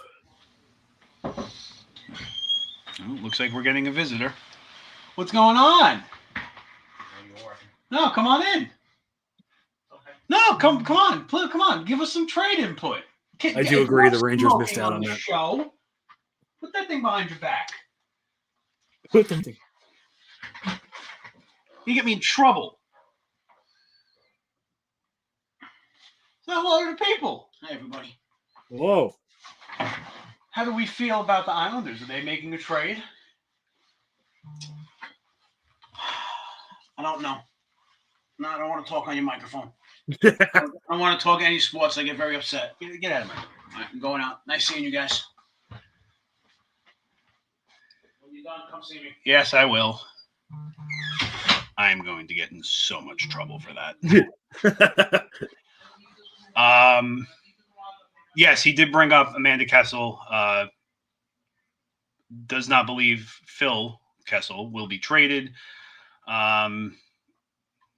Maybe they missed an opportunity. I don't know if Phil Kessel would have been essentially the best fit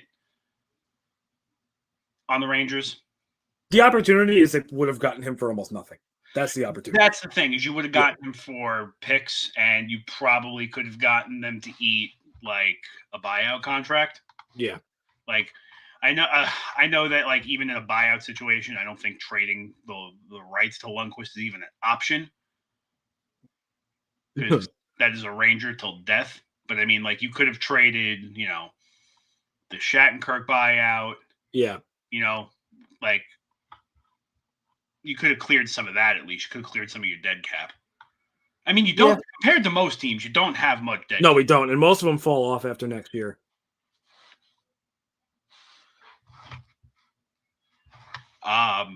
Yeah, exactly. I mean, Lundqvist falls off after the year. Brad Richards is not even on the books anymore. He's just eating up a dead cap spot. Andrew Kopp to the Rangers. Official. I'm seeing Elliot Friedman saying it's heating up. Darren Dreger saying it's all but certain. Rangers are also rumored to be working on Tyler Mott. That could be part of the trade. The details aren't out yet.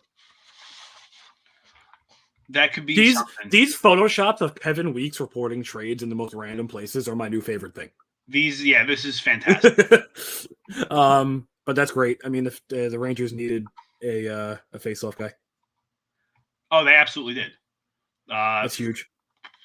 Frank Cervelli on Twitter confirming Andrew Kopp to the Rangers. All right, I'm excited. That makes me happy. So we will see the return on that. Yep. Andrew Hammond. Where is he headed? To the Devils. So the Devils did make a move. Yeah, for Nate Schnarr. It's just because all their goalies are hurt. Some extra details on the Nick Leddy trade to St. Louis. Detroit did eat 50% of his salary for the remainder of the year. So St. Louis is only on the hook for $2.75 million. Okay. Montreal, as we spoke, retained 50% of Artturi Lehkonen's 1.15. Let's see. We are under 10 minutes away. Yeah. Andrew Hammond to the Devils officially from Montreal in exchange for Nathan Schnarr. Nothing there. That's a minor league deal at best. Yeah, it doesn't matter. But Andrew Hammond is pretty much going to go to the Devils as the starter anyway, because I'm pretty sure all of the Devils goalies are still MIA. Yeah. Well, Bernier's out for the year. Blackwood's pretty much out for the year. Yeah. Yeah, Nico Dawes and John Gillies, he's absolutely playing. Not it. Yeah, no, he is absolutely playing. I'm sitting here. I'm trying to give Andrew credit for being Jason credit for being the insider for us, and he is killing the game. Yeah, you are behind. You are not up to speed with us, you need to get on your game. Paul Bissonnette chiming in with a very interesting take. Everyone in the East is a contender except the Capitals. So is he actually that stupid? Or does he have something going with that? I'm confused by that statement. I'm assuming he means playoff teams. I can't assume that he's talking about everybody in the East. Yeah. That would mean you're giving the Buffalo Sabres a chance. Jason, 2 second-round picks for Copp. If that's what it is, I am very okay with that. That is a good trade. If it's 2 second-round picks, if it's this year and next year, or 23-24, that's a good trade. Yeah. But yeah, this is an interesting take. That's a very interesting take. I don't like that take at all. So let's look at everybody in the East. You have Carolina sitting Metro 1, the Rangers sitting Metro 2, Pittsburgh sitting Metro 3, Florida sitting Atlantic 1, Tampa Bay sitting in Atlantic 2, Toronto sitting in Atlantic 3. Wildcard 1 belongs to Boston. Wildcard 2 belongs to Washington. And if you'd like to say in the hunt, Columbus and the Islanders are the only two teams within 20 points of the wild card. So for the Islanders or Columbus to make the playoffs, they need a very nice prayer circle going. So just based off of his comment, I have to assume he's just referencing playoff teams. Yeah, he's got it. So let's put together some theoretical matchups for the next few minutes before 3 o'clock hits. Okay. So Washington, Carolina, I probably take Carolina. Probably do too. The Rangers in Washington. Pittsburgh. What? I'm just saying everybody in the East matched up. Okay. Okay. The Rangers in Washington, I call that a 50-50 split. I think it depends on how hot Ovechkin goes into that series and how hot Shesterkin goes into that series. That's what it comes down to, yeah. I think that's really just at the end of the day what it is. Yeah, I agree. Pittsburgh and Washington. I have to go Washington here just on goaltending alone. I don't know. I think I lean Pittsburgh. I trust Vitek Vanacek and Ilya Samsonov a lot more than I trust Tristan Jarry and whatever the other guy's name is.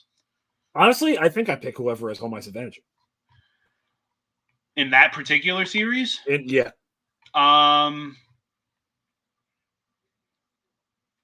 Okay. I could go with that.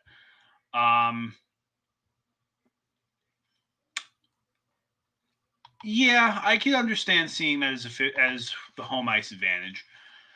Florida, Washington, that's Florida all day. It's a massacre. Tampa, Washington, again, I think it's who's hot. Yeah, I mean, I've been saying all year, I think Tampa is one of the most overrated teams in the playoff picture. Yeah, I mean, Toronto, Washington, I give that to Washington based off the fact that Toronto, as usual, has not a lick of defense and not a single goalie on their name. Yep. Boston, Washington, however, is probably the most interesting one here. Oh, Insider Jason coming through. Taylor Mott to the Rangers for a 4th-round pick. Love that. Love that. And then he also chimes in with, let's make a trade for Mott now. So Connor Bedard demands a trade to the Rangers at the draft next year, referencing that he said Tyler Mott is his favorite NHL player. That's big brain right there. Big brain moves. I hope that doesn't happen. You'd have a nice young guy line after that goes in. That's That's a great move. I love that move. That's fantastic. Because that's a great move. You need more first overall picks just gifted to you.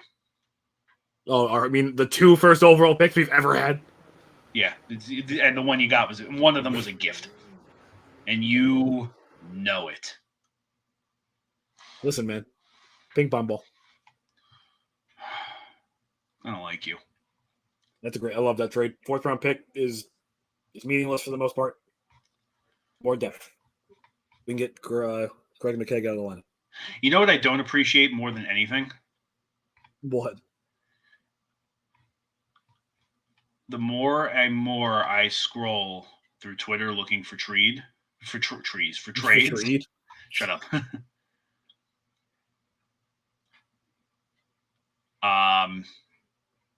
The more trades I look for, the more baseball news I find. Weird, right? No, is that real? That cannot be real. What? Someone just said Raquel to the Bruins. I believe it. It's not a verified account, but it doesn't look fake either. So there is a trade. It does not come from a verified source.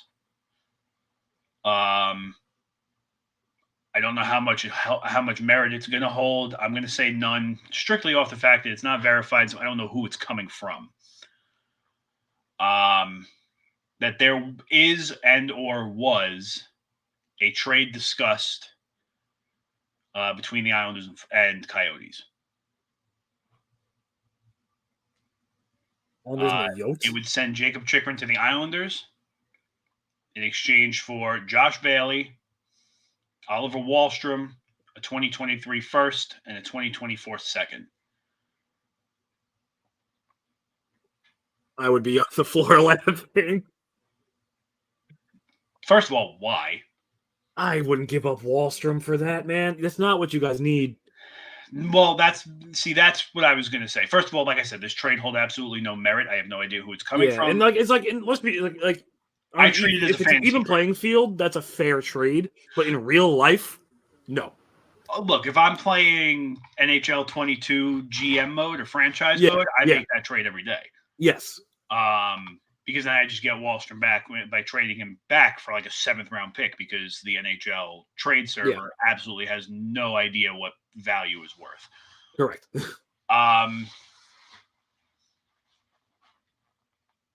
If that was Kiefer Bellows instead of Wahlstrom, I probably do that without without thinking twice. Mm-hmm. We are approaching the 3:00 mark. We hit it. According to our insider Jason from Jason's Dish, the Wild have finished the trade, and it's rumored to be a doozy. Oh boy!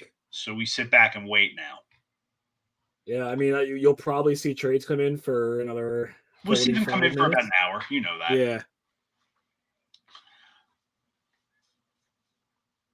According to Bob McKenzie, Vancouver is done for the day. They have no trade calls going through. Brad Richardson was their only move of the day. Yeah, Cap Friendly tweeted in the past, we've seen trades announced up to 4 hours after the deadline. That is very true. Ugh. I don't plan on sitting here that long. I have something to do later, so I cannot be here. There's a trade coming through at 8 p.m. I apologize. The Carolina Hurricanes have signed Jesper Kotkaniemi to an 8-year extension. And his AAV is rumored to be south of $5 million. Okay. That's a steal. Okay. Did he get his $20 signing bonus? But we have hit the 3:00 mark. So all trades for the day are done.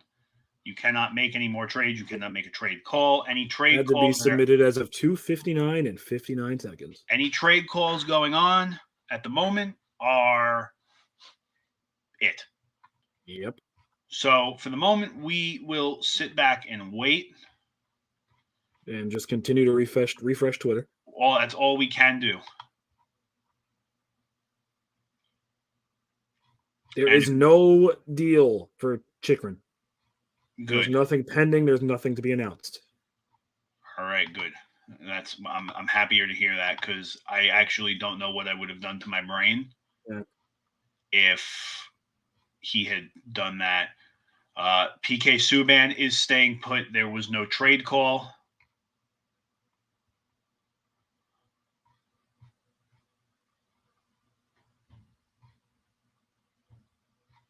Jacob Chikrin staying put, as you said.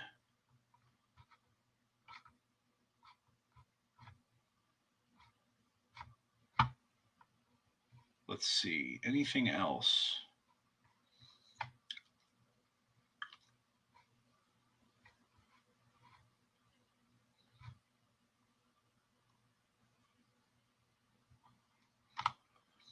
It is pretty quiet still on the Twitter end of things. It's going to be quiet for a while. And probably about 10 minutes, and then if anything comes in, it'll go through. Yeah. I mean, like I said, PK Subban, there was no trade call in place for him. He is staying. As you said, Chikrin is staying. Still nothing about that Domi thing, too. Yeah, nothing has come of it so far, unless the trade call is really that involved. Yeah. It does not seem as if the Islanders will be making a move, because I am still yet to hear of anything of that. If they make a move at this point, it was as under the radar as it says.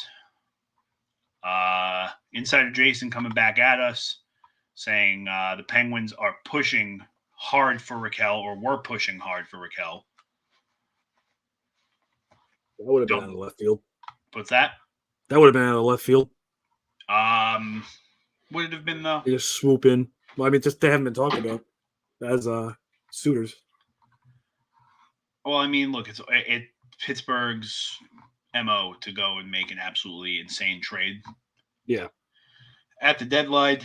So it would not surprise me if they did it. It's actually crazy that we gave up. I mean, Drury just waited till the last minute, and I guess that helped him out. He didn't have to give up anything for Copp. Insider Jason is reporting Derek Brassard to Edmonton. Oh, my boy. That's another one of those interesting moves. Let's see if Cap Friendly has something different for us. They are so out of date, it's not even funny. No. They're still on the Letty trade up on Cap Friendly. Oh, my God.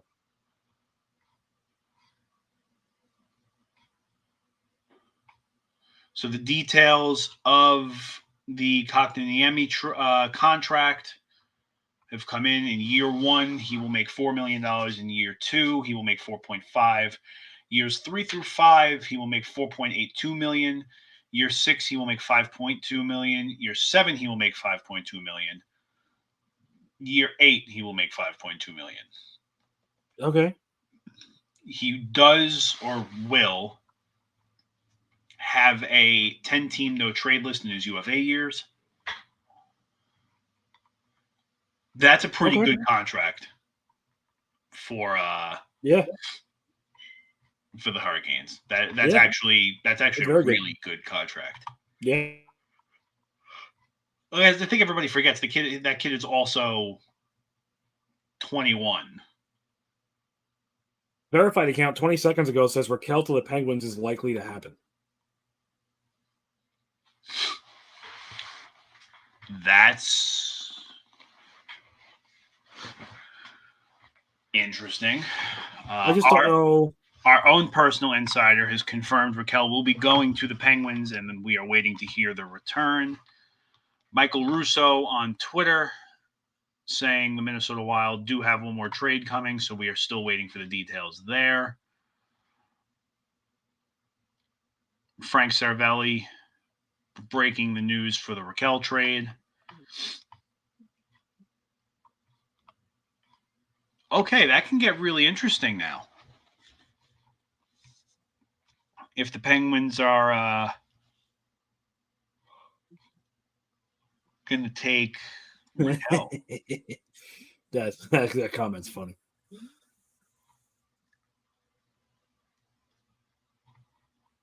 What, this one? Yeah. That made me chuckle. Nice. It's a good one. Well played, sir. Well played. That's a good one. That does get interesting, It's it's weird too. It's also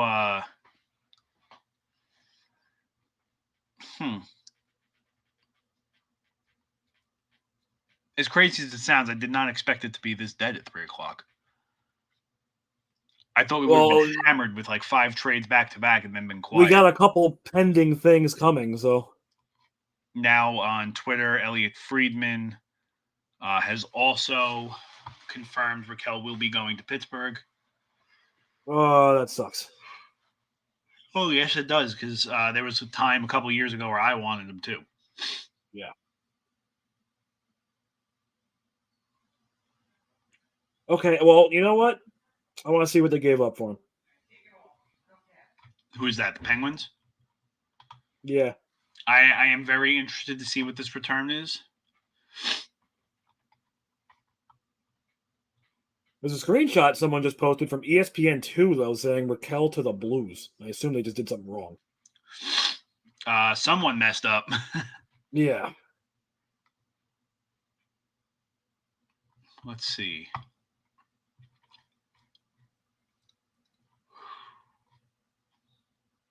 Yeah, not a ton going on. I want to see what that Wild trade is. That's what I'm honestly like looking forward to the most right now. Yeah.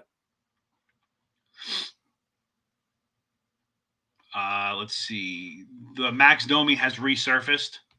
Oh? He could be on the move. Hearing the Hurricanes made a late push for Domi at the deadline. Not sure if they were the ones in on who get the final deal.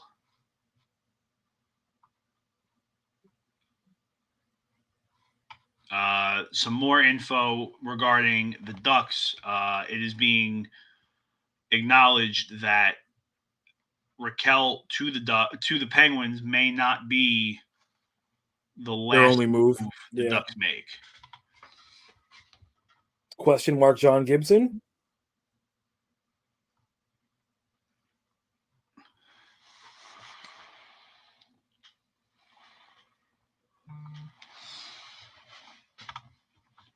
NHL Network has not mentioned it yet, but they're kind of talking about some stupid stuff right now. In regard to? They're still talking about, looks like the Mason Appleton trade. Yeah, they're a day late on that one. The return, per Pierre LeBrun on Twitter, the return for Rakell to Pittsburgh is a prospect and a pick. Get them. Watch it. We're live. I know. Okay. That will put such a sour taste in my mouth. And Chris Johnston follows up. Rakell heading to the Penguins for a prospect and a second-round pick. So the taste in I just saw your eye twitch. The taste in your mouth is getting a little bit more sour, isn't it? Throw up. Oof. That's wing depth that we needed. I get it. If Capo comes back and play, like, we just need him back, and then we're okay, because then we get Vetrano down to the third line, and we just.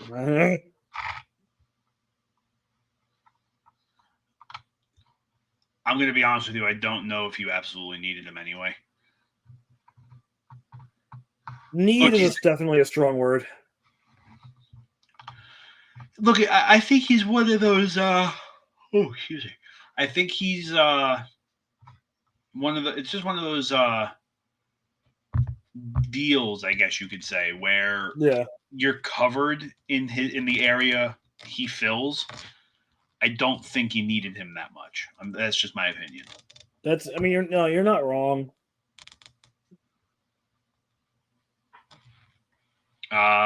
Pierre LeBrun on Twitter, James Reimer staying put, was not traded by San Jose. The Sharks did receive calls, but Sharks were not willing to move him. Okay. Jeff Marek on Twitter as well, saying the Ducks are getting a pick, a prospect, and players. That'll make me happier. This is the first report I'm seeing where there's additional players involved in the prospect. That'll be interesting. A couple of tweets now. referencing the Islanders. Oh. No trade. Basically saying that the market for Clutterbuck is there. The Lou in the locker room all love him though, and if he's dealt, it will not be till at the wire, which is understandable. I can understand not trading him, but it's whatever.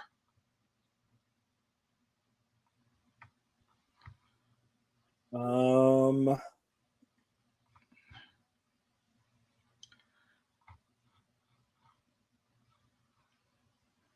don't know. Yeah, I don't know if we're in a weird limbo right now. I'm scared. Yeah, this is one of those quiet little I don't like this limbos. And like I don't want to step away because I knew as soon as we step away we're going to get bombarded. Chris Johnston, it sounds like they got this in under the 3 p.m. wire. Max Domi to Carolina. Pierre LeBrun just confirmed it too. Carolina is going to get Max Domi. The trade did go through on time. Yikes. Jason, I'll give you a little bit of credit here. You were only about 15 seconds behind, so we're getting there. Practice, baby steps. That would be an interesting return. Wow. What's that? The VAT. That's big. That's a big one.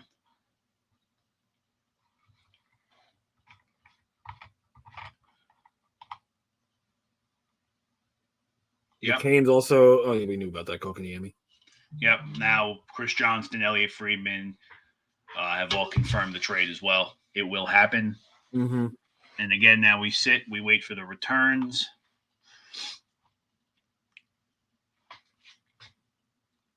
Surprised we didn't see the Kings do much today. The Kings, you said? Yeah. For a team in their position, they really didn't do a lot. You would think they would be buyers too. Yeah, right. But at the same time, money-wise, I don't know how much the Kings are really working with if they are in a position to do that. True. I mean, they can't be working with a ton of money. Yeah, they're definitely not. Yeah. They are working with $700,000. Oh.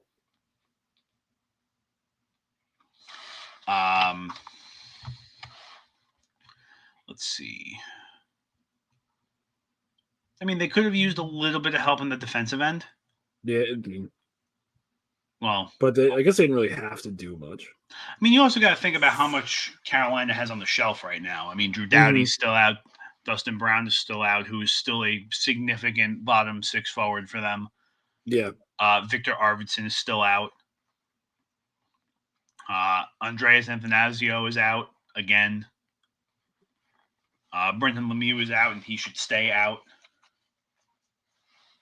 He does more harm than good when he plays. I don't want to be the one that says it, but here we are. Yeah, here we are. I didn't want to be the bad guy. I'm the bad guy. Let's see.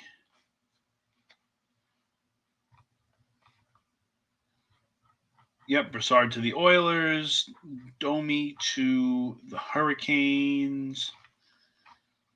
Mark Giordano had his introductory press conference with Toronto today. And, wonderful. More hometown Toronto talk. Where have I seen that before? Flashbacks. Yeah, PTSD maybe. Let's see.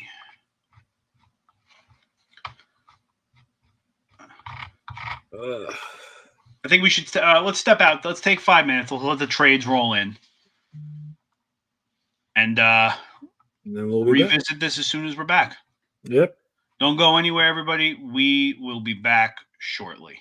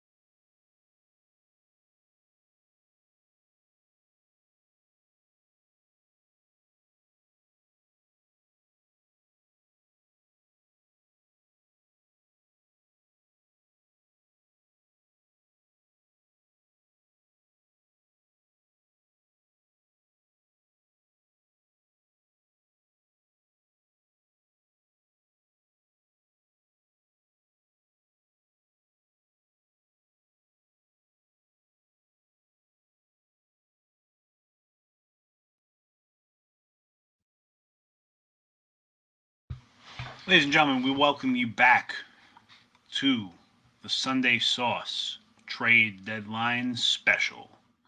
There are a couple of details rolling through with the trades at the moment, some of the players' picks, whatnot involved. Before we get to that, we're just going to give you a quick reminder about all our shows. We'll start again with the Primetime Rundown. Friday, 7 p.m., you can join Joe Jarzenka, Ian Schreier, and Rob DeLuca right here on YouTube to discuss everything in sports. As I said earlier in the show, they are on a hiatus for the March Madness tournament. I know my guy Joe over there is working very hard, doing everything he does with and for the tournament. You can also catch their instant reaction series through the week. They usually post a couple episodes per week. You can catch them Fridays at 7 p.m. here on YouTube. On demand, you can also catch them on Spotify, Apple Podcast, and iHeartRadio. Also, on Tuesdays at 5 p.m., you can join Al Carl, John DeConnie, John Smith, Ryan Joy, and Gary Mahaffey as they discuss the entire world of wrestling from Raw, SmackDown, NXT, AEW, and more. You can catch them Tuesdays right here on YouTube at 5 p.m. You can also catch them as well on demand on Spotify, Apple Podcasts, and iHeartRadio. With the biggest show of the year coming up for wrestling, on Friday, April 1st, you can also join Al and his team for their WrestleMania special. Friday, April 1st at 4 p.m., you'll be with Al, John, Gary, and Ryan once again for a long, detailed episode about the two-night WrestleMania extravaganza right here on YouTube. And again, you'll be able to catch them on demand on Spotify, iHeartRadio, Apple Podcast, and you can catch them on all of our social medias from Facebook and YouTube and Twitter as well. So there are some details and some trades that came rolling through. It's saying that the Andrew Kopp trade, as Jason was saying, is now picks and a prospect will return for Andrew Kopp, and it seems as if he's begging Lieber Hayek to be still considered a prospect. I think he's a prospect to me. I would hope so. Another trade, as per Kevin Weeks and as per our insider, Jason, Vladislav Nemestikov is headed to Dallas. Yeah, sure, whatever. That's a depth move. Yeah, whatever. I'm sure that was one of those conditional 7th-round picks. Yeah, exactly. And as Al, who happens to be watching the show with us today, thank you for coming. As Al has stated before and is going to continuously state on the Attention Wrestling Podcast, this WrestleMania show will be stupendous. And I couldn't agree more. The last WrestleMania shows we did, I was lucky to be a part of, and we had a great time. And everybody watching is going to have a great time.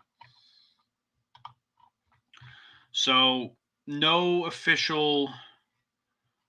Raquel apparently was for a 2022 second-round pick and a prospect to be named.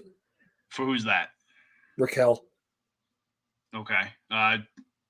From Ryan Rashog on Twitter from TSN, Jake DeBrusque does not have a trade call. He will remain a Bruin for the remainder of the season. Same with Chikrin. I'm sorry? Same with Chikrin, too. Yep. From James Nichols on Twitter, the Avalanche were in on Clutterbuck. The Wild and the Bruins were also interested. And Vegas was a long shot interest. It is unknown if there is still a trade call for that or if Clutterbuck will be staying put. I'm leaning towards he will be staying put. Yeah. As per Jason, a 4th-round pick going back for Nemesnikov, which is about right. Yeah, it's about, yeah. An older tweet about almost a full day old. It's showing up in my timeline because of all the madness. According to James Nichols on Twitter, as far as the Islanders' activity goes, it has been, quote, total radio silence. Wow. Which could mean one of two things. It can mean there's legitimately not going to be a trade, or it could be no one is being told about the trade because that's how Morello operates. Also true. Which is fine, you know. Yeah. No Ryan Carpenter to the Flames. I'm sorry? Ryan Carpenter to the Flames. Depth. for literally nothing for a 2024 fifth-round pick. No word still on the Golden Knights Dadonov trade. Yep. And about whatever's going on with Minnesota. The return on Max Domi has been announced. It was for prospect Aiden Reschuk. Yeah, that guy. He was a 94th overall pick last year, defenseman from Boston College. Based off what I'm seeing, that kid's got some promise, so let's see if he works out for Columbus. Yeah. Let's see. Anything else going on?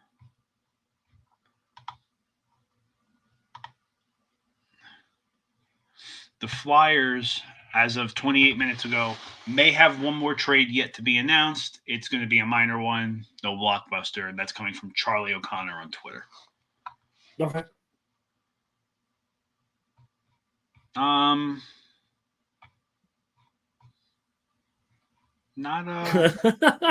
This tweet is crack me up. Jake DeBrusk will have a legendary postseason, break records, hoist the cup, MVP, and then wind up in the desert in the fall playing in a high school rink to 6 people, one being his father. Ouch. Accurate, but ouch. Yeah. I have to say, I am mildly impressed how silent it is. Based off previous trade deadlines, this is not, I think, what anybody expects. Yeah, definitely not. Someone just said again, this is not verified, but someone just said the Oilers immediately traded Brassard to the Islanders. For nothing. But I don't think that's anything real. I hope that's not true.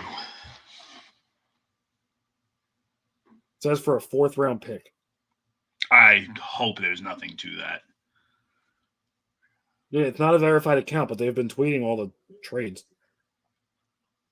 accurately. So the roster player going into the Ducks, as per Bob McKenzie on Twitter, in the Raquel trade would be Zach Aston Reese. Okay. Yeah. Sure. And I'll give Jason credit for this one. He broke it to us as we broke it.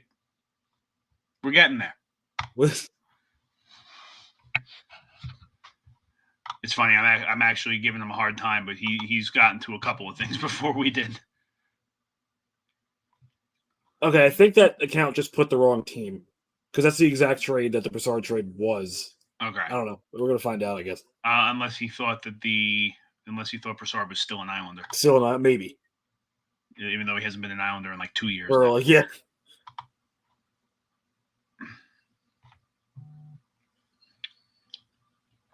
Interesting. Elliot Friedman tweeting now, for the accounting purposes of the Max Domi trade, it was a 3-team trade. And Florida was involved. Oh, boy. I'm not sure how that plays out. I'm assuming somebody's eating. Well, I mean, look, somebody's eating a salary. There's no question. Yeah. Just why Florida? You got me. They just like to be involved apparently this year.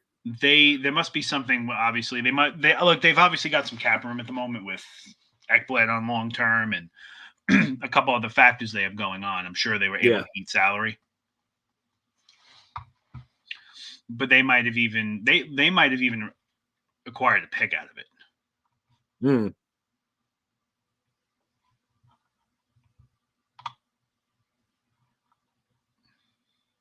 Bro, the East is an absolute death trap. I'm starting not to like it. Yeah. Unreal. Like every time a player gets traded here, or every time there's rumors of a player being traded, right? Like, oh, this guy is going to go here. I'm like, oh, could you imagine if that guy ended up in the Metro? Sure there he goes. They end up in the Metro. And I'm just like, I've had it with you. They're going to come out. The team who wins the East is going to come out like missing a leg, and then they're going to play Colorado, who's just shiny and new. Yeah, I mean, like I get frustrated. Like the last couple years, for example, like Phil Kessel. Yeah, I was like, oh, the Islanders should get him, and then everybody kind of talked me out of it, and they were like, no, he's terrible, and I'm like, he's really not terrible. He just plays for bad teams. Yeah. And they were like, no, trust me, you don't want him. I'm like, okay. And then he goes to Pittsburgh, and I'm like, oh, those sorry guys. Yeah, 2 cups, real sorry. Riley Nash to Tampa? That's an interesting one.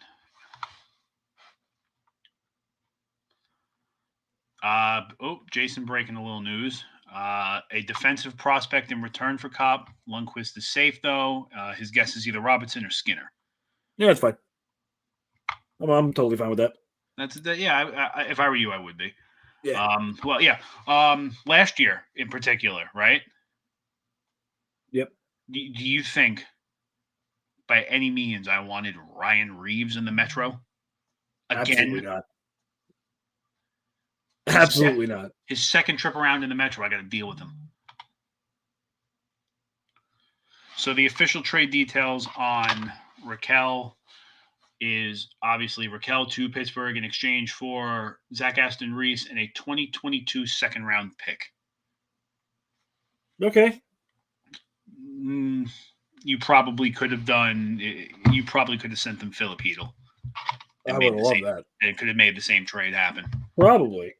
But we're not going to talk about it. Well, I mean, look, the only thing I can say is that the Rangers just weren't the Ducks weren't interested in Hedl. If that was the case, of course. Yeah. Charlie O'Connor on Twitter confirming what you said. Broussard being dealt for a 4th round pick in the 2023 draft.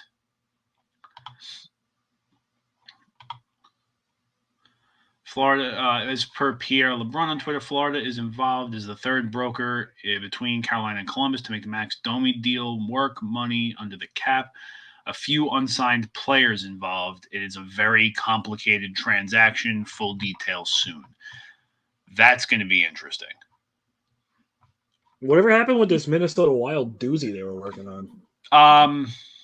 Jason had actually brought it up somewhere in here. Yes. It looks like the trade fell through. Russo has not commented on the trade since. Interesting.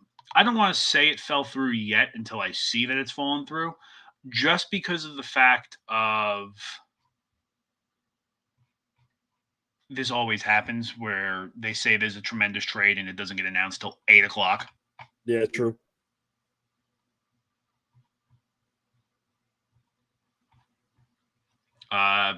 To upset you a little bit more, the Falcons just agreed on a 2-year contract with Marcus Mariota.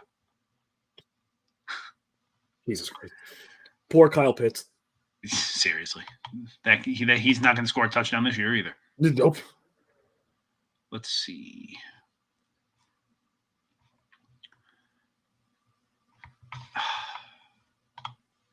I don't like how quiet it is. So while it's quiet, let's No, stop. Hold on. What? Someone just said Zach Jones is the defensive prospect. But that's this guy. This is just like a person. This is not a reporter. If that's the case, you guys just had your teeth kicked in. Even still, though, if it is him, like we don't have room for all these people.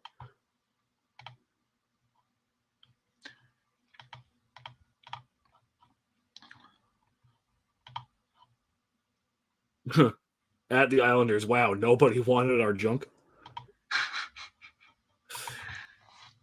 I shouldn't be laughing at that, but it's so true. Okay, really quickly. Well, not quickly, but while we're here, while we're waiting for some news to break, let's grade some trade deadline moves. Well, let's grade some teams, rather. Let's see how they did. We'll start. I'm going to go just off cap friendly, the order they have their teams in. Okay. We'll grade them quick. Start with Buffalo. B. Yeah, I can give them a B. Even if you want to go all the way back to the Eichel trade, they're playing well. And like we said last week or 2 weeks ago, I don't think their record reflects actually the talent on the team. Yeah. But they've been playing well.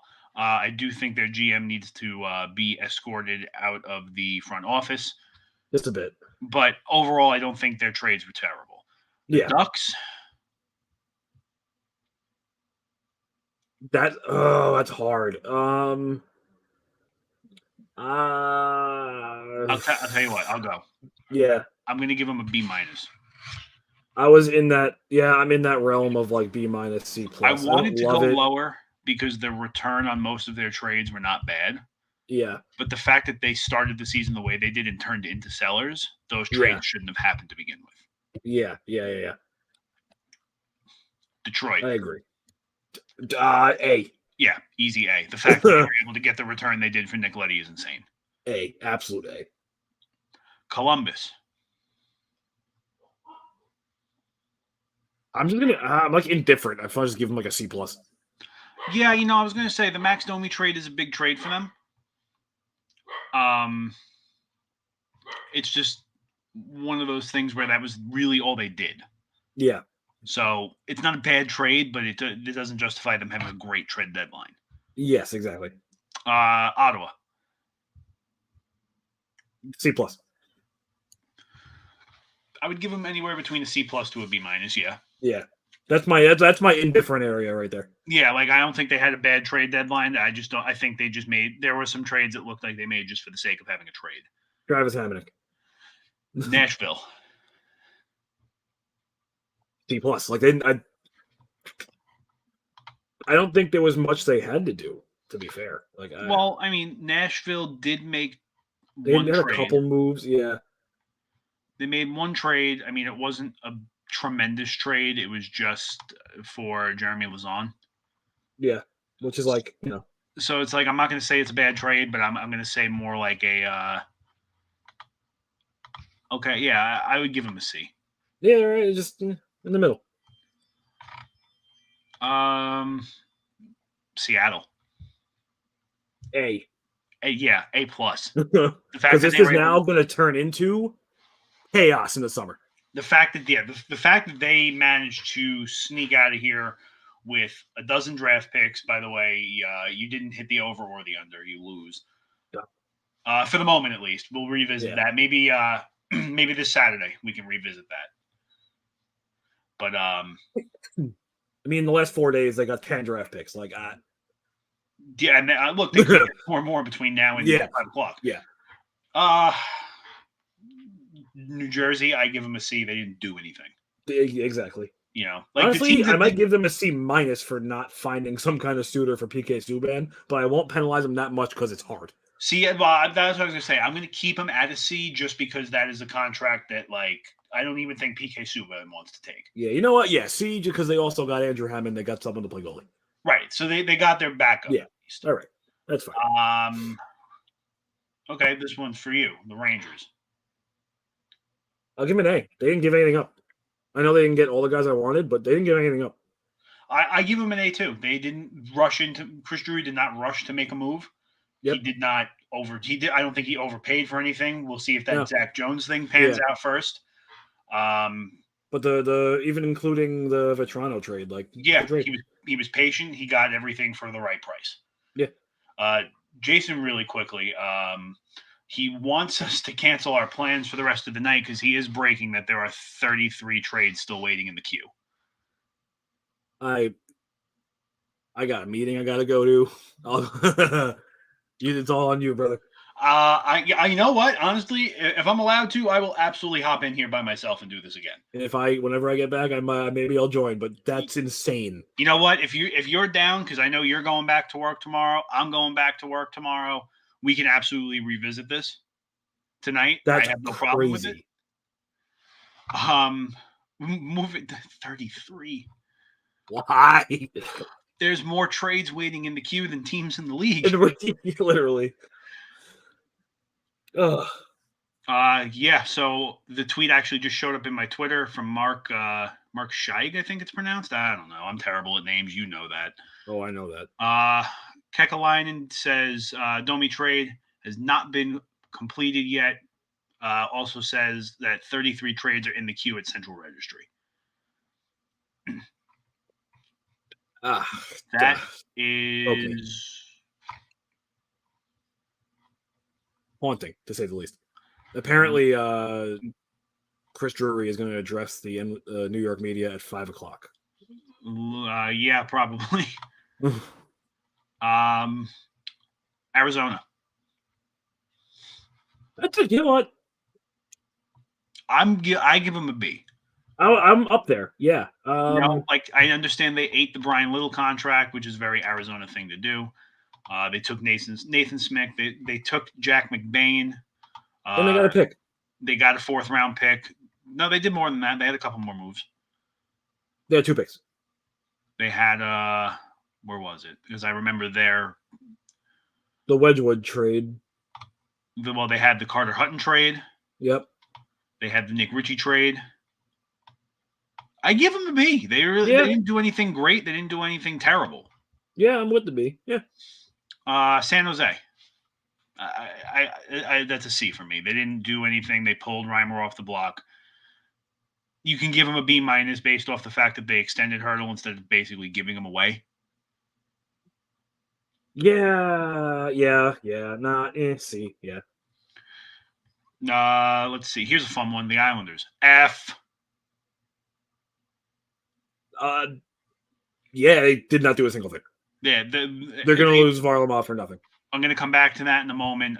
Jason is now telling us that the Raquel trade is still not official. However, the trade keeps getting bigger with Zach Aston Reese, Dominic Simon, a prospect, and a pick going. Build it up. Adam, more. Give him up more. Give up more. Give up more. You'll feel better. You'll go to your meeting happier. Yeah, exactly. But yeah, look, the Islanders are in a position where they should have been selling. I understand that guys like Clutterbuck, like Bailey, like Varlamov are fan favorites. Yeah. But look, you got to let go of this fan favorite thing. Like this is it's a business. To go from a team that made the playoffs 3 straight seasons, the East Finals 1 year, the conference semifinals the year after, which is basically the same thing with a stupid name on it. Like you had to sell. Yep. Like Josh Bailey is never was and is no longer getting people's attention as far as Islander fans. Like I think more fans that hate him than love him. Yeah. Yep. Yeah, I don't know. According to Jason again, Kevin Weeks is reporting the Islanders extended Parise and Clutterbuck, which is the total opposite of what they're supposed to be doing. Parise is one thing, but Clutterbuck? And I hope he's just trying to get under my skin now, because if he did, it worked. Arthur Staple from the Rangers, from The Athletic, reporting on Twitter, the Rangers did not move Nils Lundkvist today. That doesn't make me feel better about Zach Jones. I have to go to Kevin Weeks' Twitter now and find out which shower or bathroom sink he announced this in. He did. It wasn't a video. It was just a tweet. But it is true, and the comments are incredible.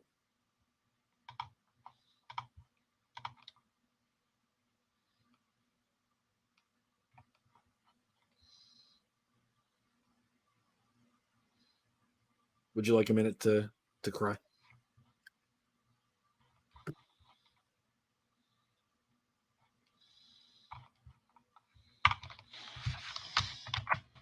You know what? I should probably not share my screen for that.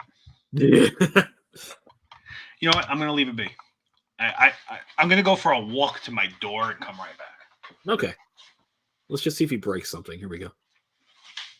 Waiting for the bang? Yeah.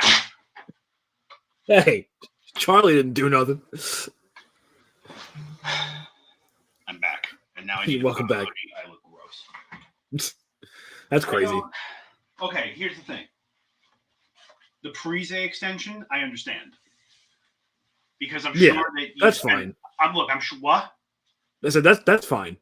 Well, that's the thing. I was going to say, I'm sure you spend enough time on Twitter to see that Parise has been one of the hardest working Islanders of the season. There's no hiding it, and he's been producing. He joked around himself a couple weeks ago and said he was a second half player.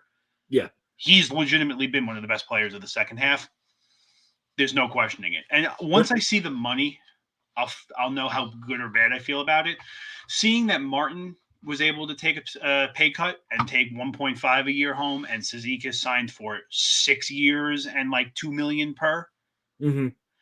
I feel comfortable knowing Clutterbuck probably took less money. So if he took anywhere between 1.5 to 2.5 million, I think I'll be okay with that. Yeah, but I also want to see term. Yeah.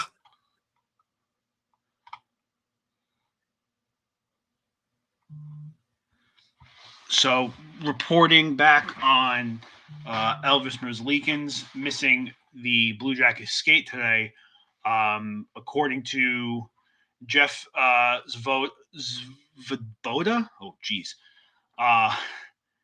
It was a legitimate maintenance day. He's dealing with a lower body injury. Okay. Terrible timing to do such a thing. Yeah, really.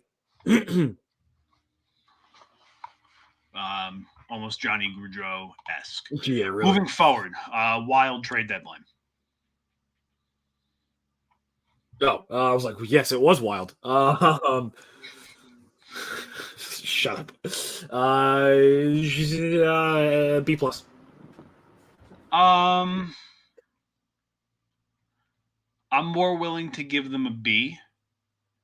I don't, because like I said, look, Nick Delorier is going to be a depth trade for them.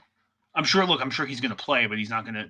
He was obviously not traded with the intention to make a significant impact. Mm-hmm. I also do believe they truly gave up on Nico Sturm a little fast. I'm willing to give them a B because they did get a very decent return for him. But and MAF. That one's kind of just wait and see. Let's see. Where are we up to? Boston. A. You almost have to give them an A. I'm terrified of them. You have to give them an A. Yeah. Because they acquire Lindholm, extend him the same exact day within hours. Yep.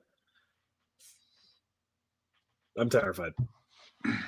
In my opinion, these are 2 easy A's back to back. Calgary, Colorado. A, yeah. Very Colorado gets an A+++. Yeah. Like they made more moves today than I think I've ever seen anybody make in a season. Seriously. And look, good for them. Like the fact that they were able to do it. Mm-hmm. Let's see. The Kings. They made what? One move today? I'm just straight up. I'm giving them a D. For a team in a playoff race where they are sitting second in the Pacific with a 2-point lead over Edmonton.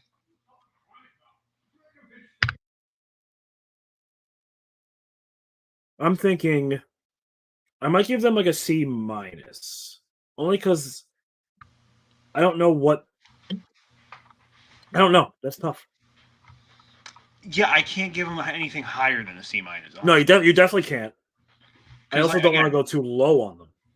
I think a D is fair. You're in a playoff race with a 2-point jump on Edmonton.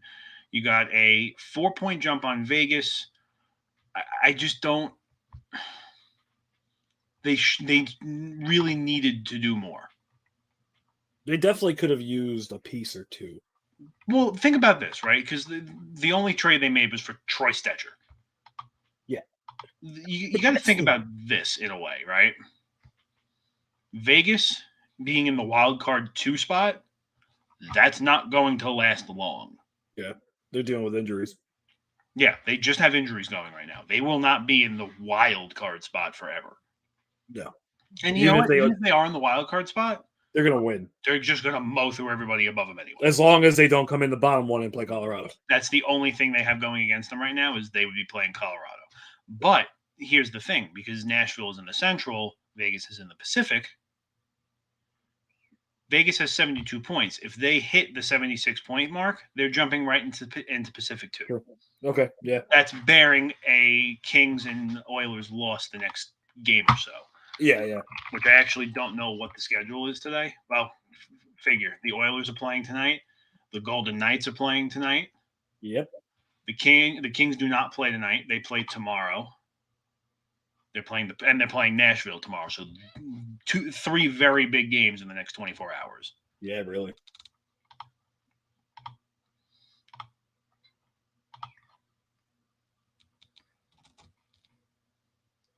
Still not much to confirm on the Twitter end. Kings needed to address defensive depth. Isn't Doughty out? And it's not. Yeah, they definitely. Yeah. Moving forward with grading the deadline so far, we moved to St. Louis. And I have to give them like a C+. I was going to say a C. Yeah. Only because the Detroit trade, they got absolutely fleeced. That was an L. Yeah. Florida, easy A. A triple plus. As good as you can give a team. They had a fantastic deadline. I hate it. I love it and I hate it. Jason, I think at this point we couldn't agree more. They needed to address the defensive depth. Doughty is out for a long time. I'm pretty sure he might not come back till like the beginning of the playoffs if they make it. And Troy Stetcher is definitely not the answer. Mm-hmm. The Kings should have went after Nick Leddy. Honestly, yeah. Pittsburgh. B plus. I'm going to start them in an A-, because if they only made 2 trades and Raquel is their tremendous trade, I'm going to base it off that return. Yeah. Yes. Exactly. Because the problem with the only problem I see is that I understand that Pittsburgh wants to basically max out as many cups as they can before they lose Crosby and Malkin. Yep. They are both like 35 and 36, or even 36 and 37 at this point. Mm-hmm. You're trading for guys that either aren't going to stick around, or I mean, look, I don't know what's going to happen with Pittsburgh when those 2 retire, honestly. Because remember, that team was in relocation NHL obscurity when they drafted Crosby. Yep. And Malkin, really. And Fleury. I just don't know what's going to happen to that team when they're gone and people stop caring. Nothing good. Don't get me wrong. I understand that Pittsburgh has their legitimate fans. Everyone does. The Wild apparently made a statement on Fleury that Jason is bringing to us. The owner sent his private plane to go pick up Fleury to back up Cam Talbot tonight. What? That's dedication. That is. I mean, what do you expect from Minnesota? Come on. And Calgary has traded Michael McNevin to Ottawa for future considerations. Sure, whatever. Let's see. Toronto, their deadline. You go first. I got to give them an A. I'm going to just... Yeah. You know what? How about this? I'll give them more of a B. I was going to say B plus. B to B plus. Only because for the first time in a while, they legitimately addressed every need they had with the exception of the goaltending. Yeah. The only problem I have with the trades they made is they went after a guy who is either going to retire after the season, or they're going to be, Toronto will be Toronto and bring him back on a deal that they end up not being able to afford anyway. Yeah. I just don't know if Giordano was the answer. Toronto, again, is another one of those teams that should have went after Leddy. That would have been a safer bet for them. But I do love the Colin Blackwell seasoning in the Giordano trade. I really love that so much. Yeah, I mean, that's also a big piece for them, too. Carolina. B plus. What plus? B plus. Okay, I could agree with that. They didn't do Only a ton. because they have their team is just so good. It's one of those things where like I would even be willing to drop as low as a C because they made a move for Max Domi and they really didn't need to. Like Yes, I that do was a agree with you Carolina there. team that did not need to do anything. If they stood pat at the deadline, they did not have to worry about it. Yeah. On Twitter via Joe Pantorno, officially the Islanders did stand pat. There will not be a trade from them. All right. Via James Nichols on Twitter, as we know, Jacob Chychrun did stay put. The Islanders were discussing a Chychrun trade until the deadline, and it is a trade that each team agreed to revisit this summer. Okay. There you go. No low cost is Wallstrom and What's Barzell. that? All low cost is Wallstrom and Barzell. Why don't you keep quiet over there? Listen, you trolled me about Giroux. I can troll you about this. Fair enough. Amanda Stein on Twitter is reporting that Devils GM and Islander legend Tom Fitzgerald is being told by his staff that there is a chance that Mackenzie Blackwood will play again this season. Oh, wow. That is big news for them. Yeah, that's huge.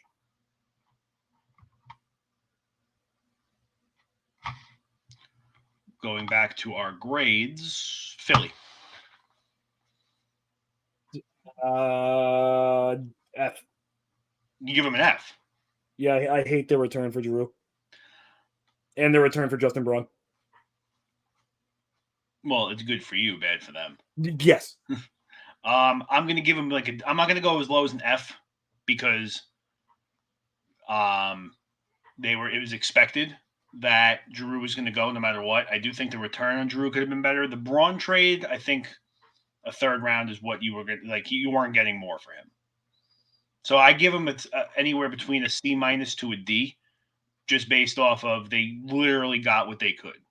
Yeah, fair. You also have to remember. I understand that Giroux is a big free agent name or a big trade name. Mm-hmm. There's no guarantee he's going to re-up in Florida. True. And if they win the cup, he's re-upping. There's no question. Yeah. Jason is breaking the news that the extensions on Cal Clutterbuck are 2 years for Clutterbuck, 1 year for Parise. Sure, why not? What's that? I said sure, why not? Clutterbuck at 2 might be, but oh no. What? Colorado has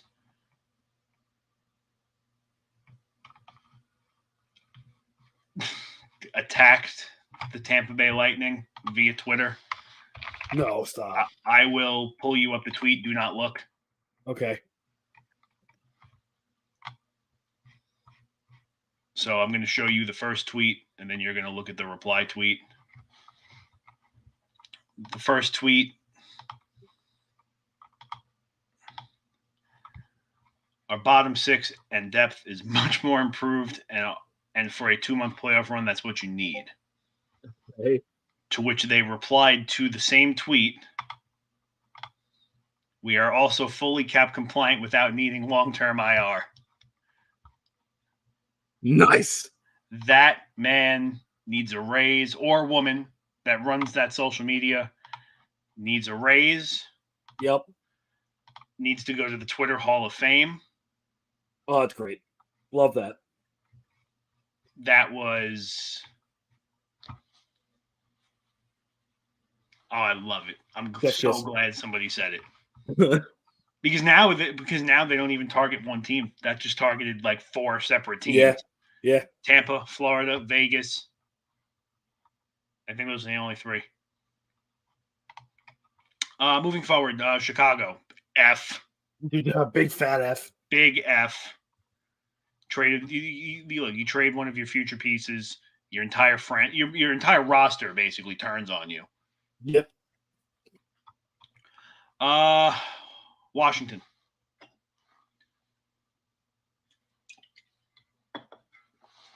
D. I was going to say, to me, it's an easy C. I mean, Johansson, you bring back a familiar face, a recognizable character to the fans, to the locker room, to the front office.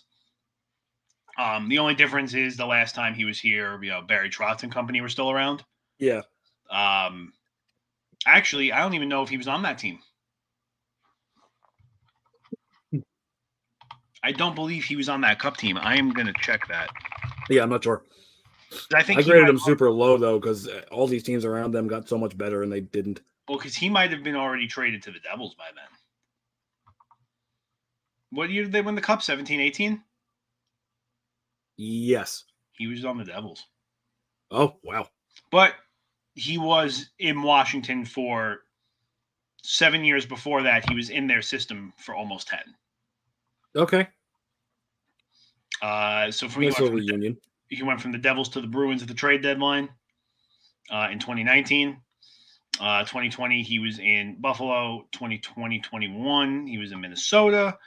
And 21-22, he was with Seattle before being traded back to Washington. Okay. Dallas.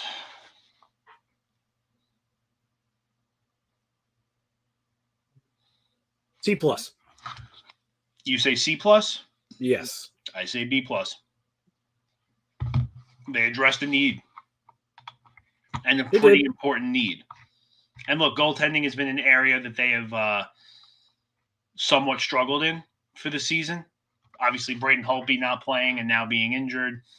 Losing Ben Bishop is not something the team expected to have to go through. Yeah. You get a Scott Wedgwood who has a record of, I believe it was 10-12-2 with a .911 save percentage and a .316 goals against in 26 games played in Arizona. For playing in Arizona, those are some damn good numbers. Yeah. Yeah, I'm just afraid now of losing Klingberg for nothing. Yeah. That's my big fear. I know they couldn't trade him because of what's going on with Miro and everything, but like. Right. Yeah, look, this right now they didn't have a choice. They couldn't deal him. They had to keep him. I don't think look, I'm sure Dallas is going to have a plan, dare I say, for the summer as far as a goalie, whether Mills a smart guy. Whether it be a free agent, whether it be a trade, I'm sure he will find his goalie. I would not be surprised if they offered Fleury a year or two contract. They might. I mean, remember Darcy Kemper is also a free agent at the end of the year. Yeah, I mean, they're not going to be that quick to move on. Like Otter is their starting goalie. No, of course, but I mean, like you're talking about like solidified backup options. Like Fleury, I wouldn't call Kemper a backup because he's on fire right now. Yeah.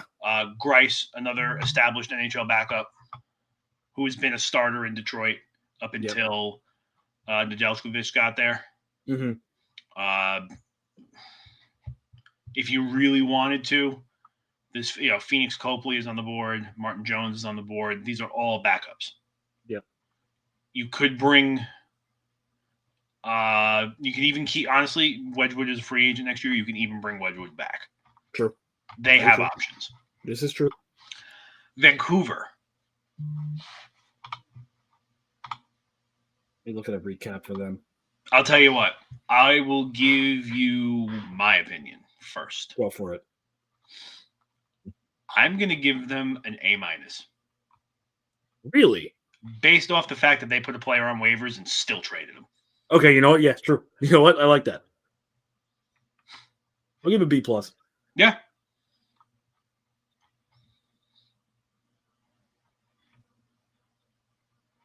So, a couple of notes here from Lou Lamoriello on his media availability post-trade deadline. He's quoted as saying, the team is certainly not satisfied. They're not going to just get better by adding. They have to make hockey trades.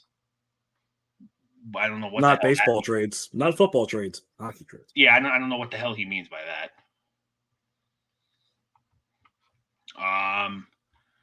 Commenting on Semyon Varlamov, he said he did get a lot of attention, but he's very important to the core. Okay. Sure. Yeah. Andy Green and Zdeno Chara expressed their desire to finish the season with the Islanders, and that was a discussion that they had from the beginning. They wanted to see the season through, which I respect that. It's that ride or die mentality, so I'm okay with that. Okay. Plus, honestly, when you make a trade like that, when you trade two guys at the veteran minimum, how much do you think you're really getting in return? True. That's just how I feel about that, Couple teams left. We got Winnipeg. That return, I mean, there hasn't been definite word on the return for Cop yet, but like a C+. That one's kind of in limbo too until the return is there. Exactly. I'm willing to give it a B for now because they obviously moved some pieces that they needed to move in order to clear some cap to add what they need later. The Brian Little contract, moving that to the desert was huge. They did clear up a lot of cap. Yeah. So they're obviously in we're getting ready for the summer mode. Yeah, you know what? I'll give them a B, even no matter what the return on Cop is. Just because of how much cap they. Regarding Lou's comments of the standing pat at the deadline and making hockey trades, that would clearly, as far as Al is concerned, explain why the Islanders did not acquire Matt Ryan. Oh, yes. That makes sense. I cannot agree more. We got Edmonton, and I have to give Edmonton a low grade. How low are you talking? Pretty damn low. Because I kind of agree.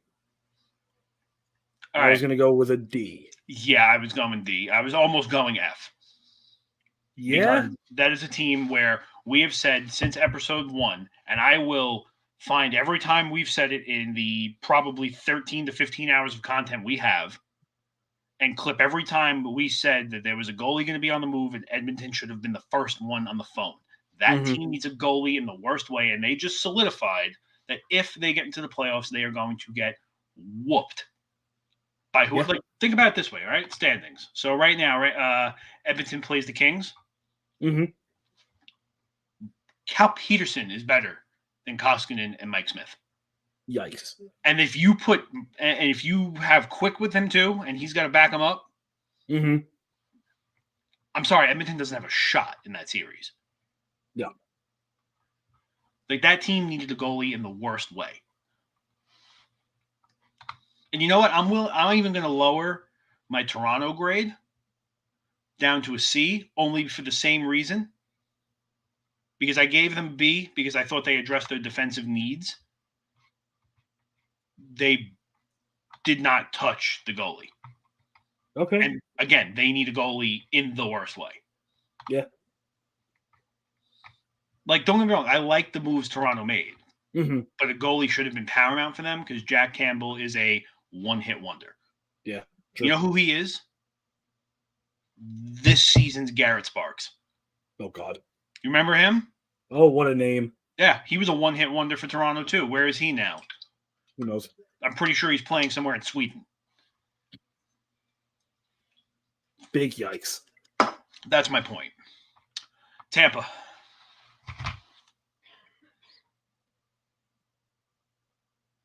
B+. I can give them a B. Tampa is one of those teams where, like we said, they've been in a hard spot, Just think about that Hagel trade, though. What's that? That Hagel trade, though, man. I mean, I can't. They didn't give up anything for him. I don't care about those first-round picks. Like, okay, well, hold on. Let's not say they gave up nothing. They gave up Taylor Radish and the evil guy from Batman. The Chook. And, look, Radish has 12 points through 53 games in Tampa this year. He got to Chicago, really made an immediate impact. 2 points, 2 games. You know, like, don't get me wrong, that's not great, but he produced immediately as soon as he got there. The Batman guy, in 38 games played, 6 points in Tampa, no points through 2 games and a -1 in Chicago. That's probably the end of the trade that's not going to end up working out. Yeah. Taylor Radish, he was held to a pretty high standard in Tampa. They liked him. Mm-hmm. And they liked him even more with the fact that he played very well with his brother, too. Tampa, like, I can't say they absolutely fleeced Chicago here because it's not like they gave up nothing. I'm going to give them a B. Okay. Montreal, and I think this is very easy. Shall we say it together? You want to go first? We'll say it together on 3. 1, 2, 3. A. Hey. There you go. Again, another team that pulled in all of the return they could. And Jason actually makes another very good point on the Brendan Hagel trade. Although they should not have traded Hagel for whatever, by any means.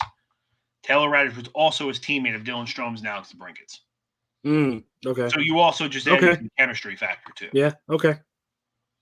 Did not know that. So as bad as that trade was to be for Chicago, Chicago didn't get nothing either. Okay. Last but not least, Vegas. And because they did not have a very entertaining deadline, and by very entertaining, I mean they have not done a thing since the Eichel trade. Yep. I will allow you to include the Eichel trade as part of a deadline move. B+. I give him a B.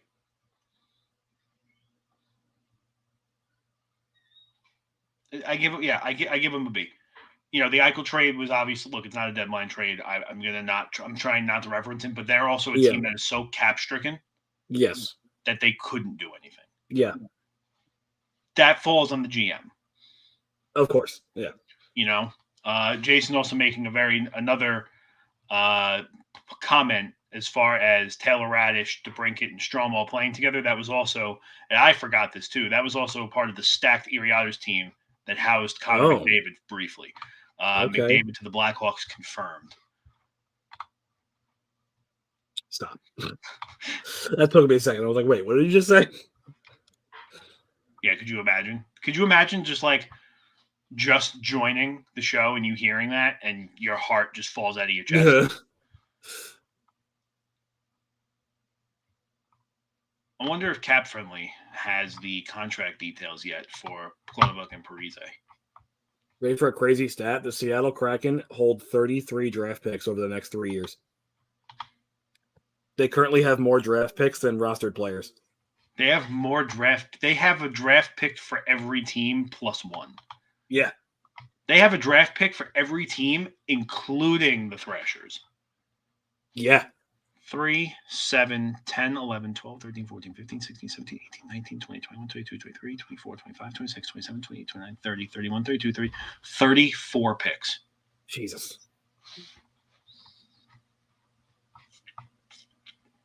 I see all these draft picks, and for some reason, the only meme I can think of is the meme with Shane McMahon.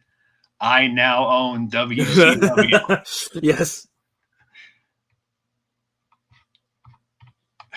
See, I said from the beginning, Seattle addressed the entire season wrong. Like, I know they wanted to do their own thing, whatever. Yeah. But they really should have done almost exactly what Vegas did. Unless there's some master plan going on here that this summer is going to be just utter anarchy. I do have some conditions on the Cop trade. Okay. The second round pick can turn into a first for winning 2 rounds in the playoffs and Andrew Copp playing in 50% of those playoff games. Okay. And another 2 that can be Winnipeg, and another second round pick that is a Winnipeg option for 22 or 23. Okay. Sure, whatever. That's not a bad pick. That's not a bad condition. Yeah. I mean, Rangers look, went you're 2 going to rounds lose that either first way. pick because he's going to play in Yeah, every yeah. playoff game. Yes, yeah. You know, that's a condition that's almost unreasonable. Mm-hmm. That's a condition where, like, if you're going to a game 7, you sit him. Yeah, right. Like a game 7 with Boston where you're going to lose, you sit him. And just be like, hi, I got your pick. Yeah, right. Yeah, Seattle is kind of just like,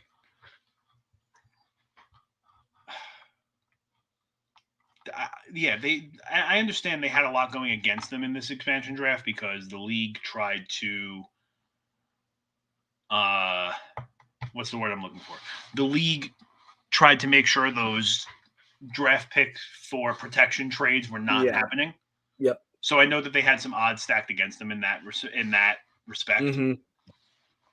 But I mean, there was so much other talent out there. Like there were players that they didn't take that I was floored they left behind. Yeah. And don't get me wrong, some of it was for money. I understand that. Mm-hmm. But looking at cap friendly, they have updated a couple more trades. Some we have spoken about, some we have not. The Washington Capitals have acquired Johan Larsson from the Coyotes in exchange for a 2023 third-round pick. Arizona will retain half of his salary. We spoke about this trade already. The Ottawa Senators have acquired Michael McNevin from the Flames for future considerations. The Sharks have acquired Anthony Bitetto from the Rangers in exchange for Nick Merkley. Minor league. Yeah, nothing crazy. And the Tampa Bay Lightning have acquired Riley Nash from the Coyotes for future considerations. Tampa will take the entire $750K, obviously. Obviously.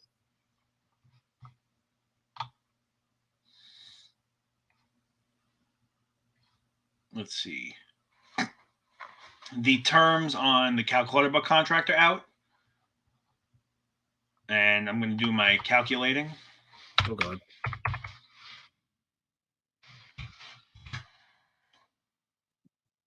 I am okay with his contract. What's the AAV? He has signed a 2-year extension at $1.75 million per. No, that's fine. So that's right where I wanted it to be. 1.75 does not hurt. I can take that. Yep. I'm assuming Parise is going to get a pay raise. I'm okay with it as long as he does not break $2 million. That's fair. Which I don't even think he needs to. No.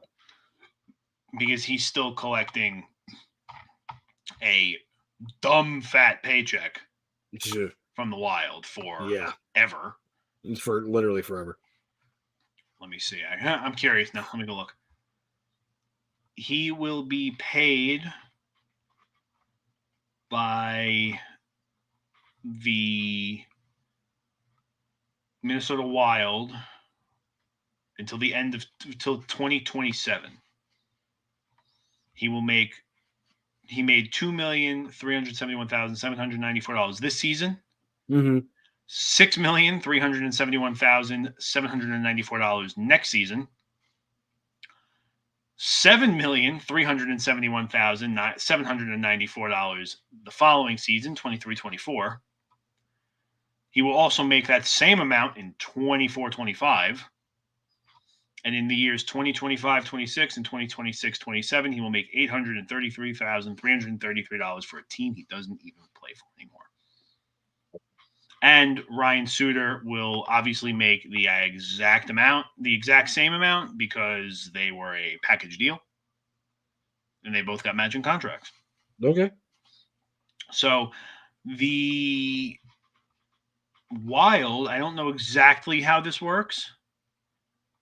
But there's 2 years where they are on the hook for $15 million worth of buyout. Jesus.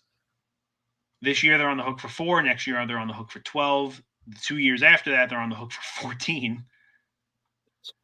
And the 2 years after that they're on the hook for just shy of 1.7. Oh my God. That is hefty. a lot. A lot. So they are on the hook exactly because I'm pretty sure, if I'm correct, they fall on the dead cap. Correct? Yes. Yeah. So next year they'll be on the hook for $12,743,588 on top of the $59,572,500 they already are accountable for, giving them,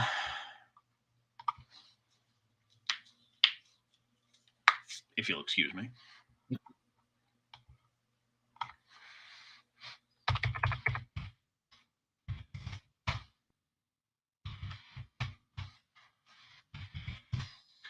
$72 million on the cap, giving them roughly $10 million in space. Okay. Which is not bad. No, not at all. What's actually kind of wild, if you look at this, if you go to their cap friendly and you look at the year where they have the 2 years where they have the most on the hook for the cap at the moment without any extensions. Year 2 where they're on the hook for $14 million, they will still have $25 million in cap space. Oh my God. The year after that, when they are still on the hook for about $14.7 million, they will then have $35 million in cap space. Okay. Again, that's with guys like Zuccarello not being extended, Foligno not being extended, Freddie Gaudreau not being extended. You know what I mean? Like, that's all rough numbers, especially because in the 2024-25 season, should they let themselves have $35 million in cap space, they will also only have 7 players on their roster. Yeah. So that explains that. The prospect going to Winnipeg in the Andrew Copp deal from the Rangers is Morgan Barron. So that is like the best case scenario.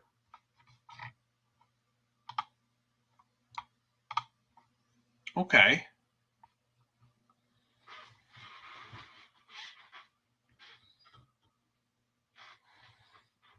Morgan Barron and a 2023 fifth to Winnipeg.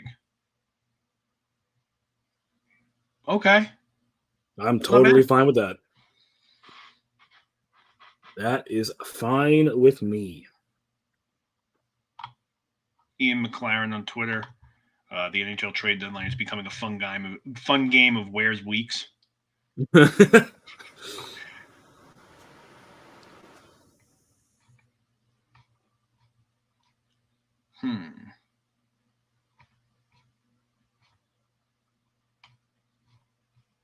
Yeah, it's quiet, all right. It is very, very quiet. Where are these 33 trades at? Yeah, 33 trades, my not so nice spot on the back of my body. To be like 1 a.m., we're going to be still getting stuff. Yeah. You're going to get an emergency phone call from me at 2:30. We got to go.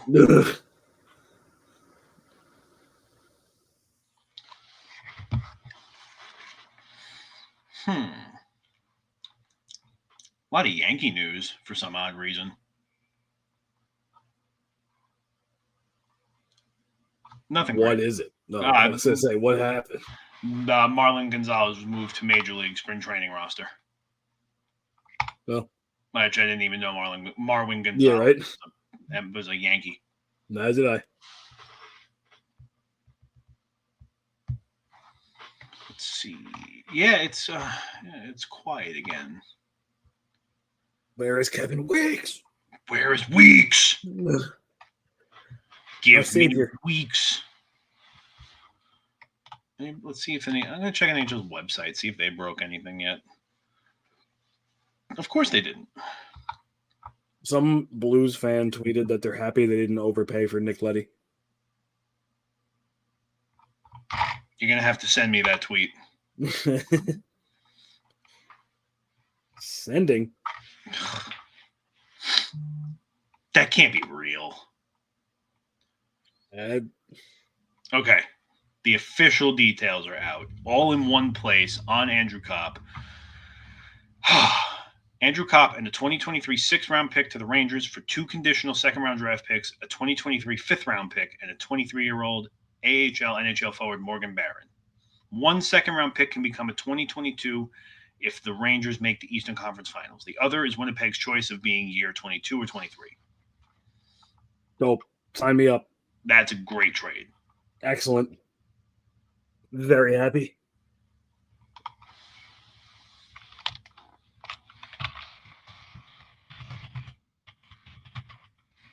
All right. And I have now been involved on that tweet.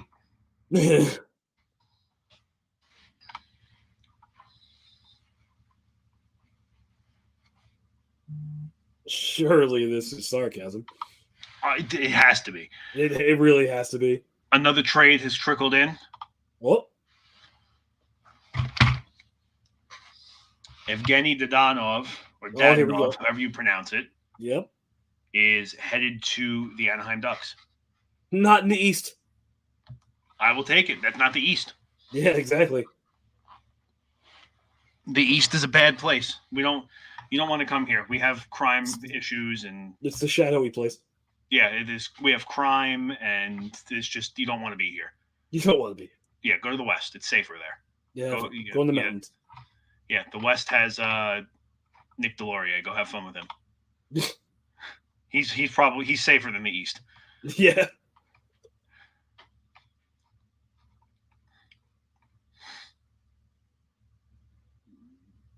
That trade officially was called in, Dadonov to the Ducks at 257.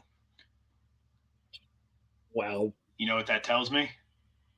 They have not made a dent in this queue. Yeah, exactly. Oh boy. That is yeesh.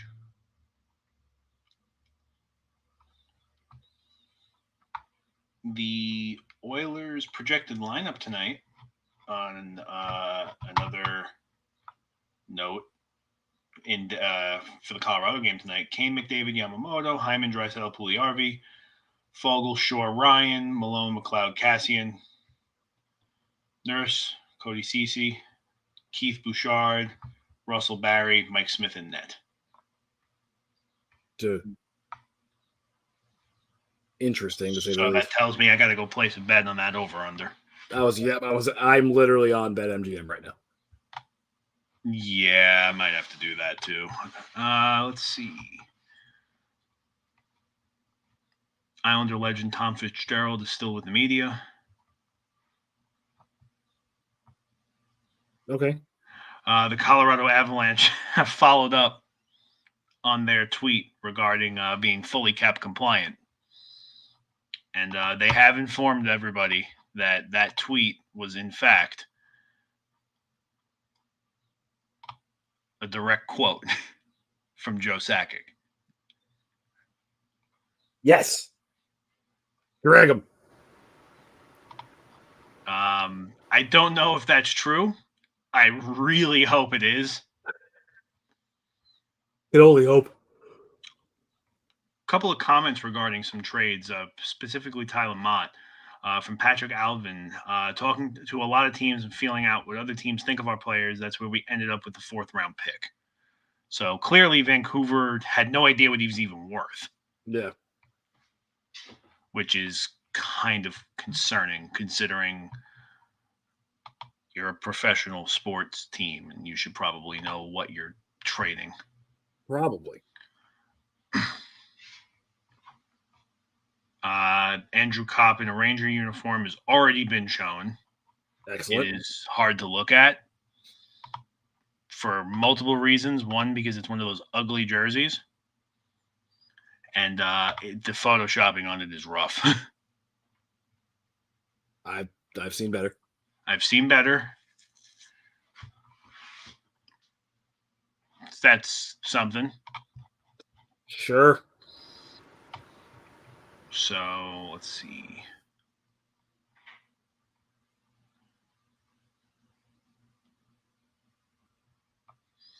I have to bring this up for Jason because I know he's still here and we're both going to be very upset about this, and you probably know where I'm going with this. But it's not – actually, you don't. John Heyman is kind of saying that the Yankees are expecting Brett Gardner to come back. Yeah. And Jim Carrey says it all. So I just can't wait to see who he's going to steal field time from. We love that. No, we don't. I find it funny. Oh, boy. I don't like you.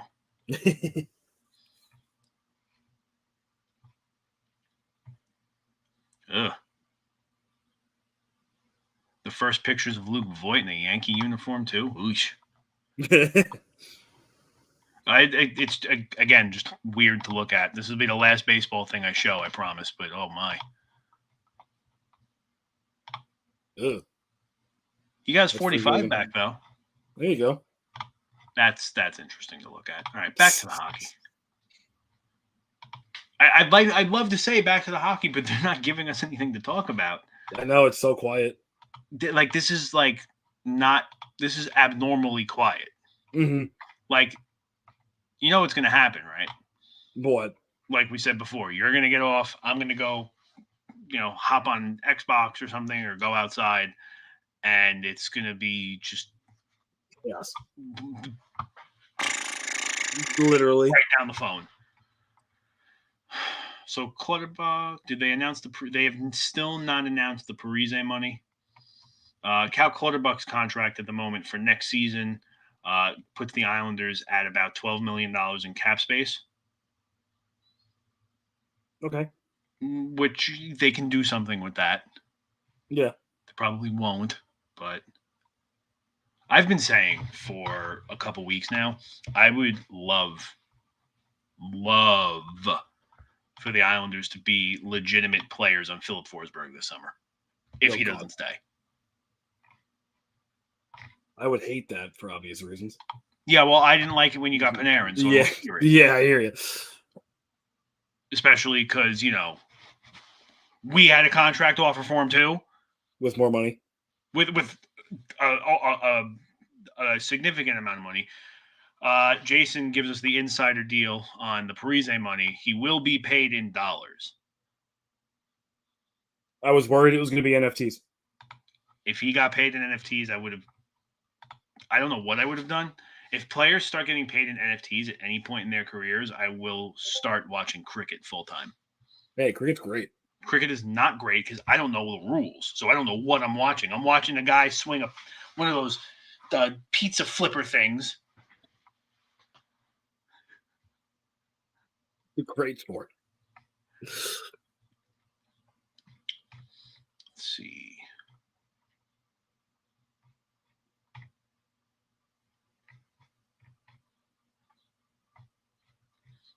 Yeah, nothing.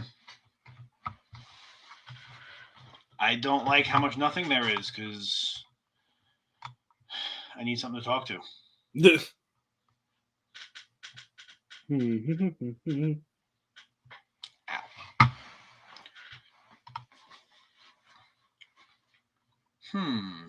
Anything on the NHL website? Of course not, because their website. It's gonna be the last ones to put stuff on. Yeah, I was gonna say their website is. When it comes to breaking news, that website is brutal. Yeah. Or they'll post like in the right hand corner. Mm-hmm. They'll post like, Hagel traded to Blackhawks, and then you click on it. It's just a picture of Brendan Hagel, and it's more to come. Oh, okay. Thanks. Yeah, like, I didn't see that one coming. And then, like, for me, it's like, I for some reason, I get everything on my phone late. Really? So, no, like, when a trade breaks, like, just for example, the Deshaun Watson trade the other day, I got the notification for that trade 4 hours after it happened. Really? That's kind of crazy. And I have the same apps everybody else does. I have The Score. I have Bleacher Report. That's crazy. And I get everything so late. Like, I find out about a lot of trades from either Jason, our insider, or I find out about them, like, just scrolling on social media. And then I go look at my phone, and I'm like, how come I didn't get this update? Yeah, so weird. Yeah, like, I don't know. Their website is brutal when it comes to that stuff. Like, dude, even when I'm at work, right? Obviously, I can't watch the game. or I can't watch Islander games. Yeah. So I'm listening on the radio, and I'm already on a delay as is. But, like, if there's a goal scored, I won't get the goal notification for 20 minutes. It's like your app is terrible, too. ESPN gives me goals, like, the second they happen. Yeah, I get ESPN. I get everything immediately. Yeah. The only reason I like the delay on the phone with the app is so that way when I'm listening, it's not spoiled for me. Yeah. Patrick Alvin talking about keeping Luke Shen at the deadline instead of moving him, saying it's extremely important for the young group to have a guy like Luke around with that veteran experience. He's not terribly wrong. I think you could have gotten away with it. You're not in a position to move. Mm-hmm. I'm assuming at this point as well, there was no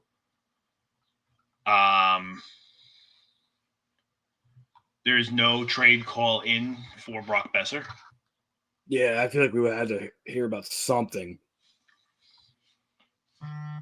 Oh, here's a tweet that got the Islander fans freaking out.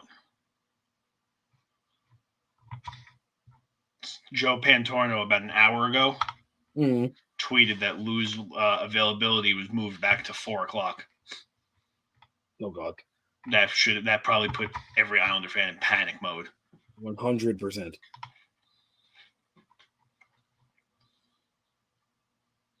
Patrick Alvin also declines to comment when asked if Yaro Halak was asked to waive his no movement clause, which means he was asked and he said no. Yep.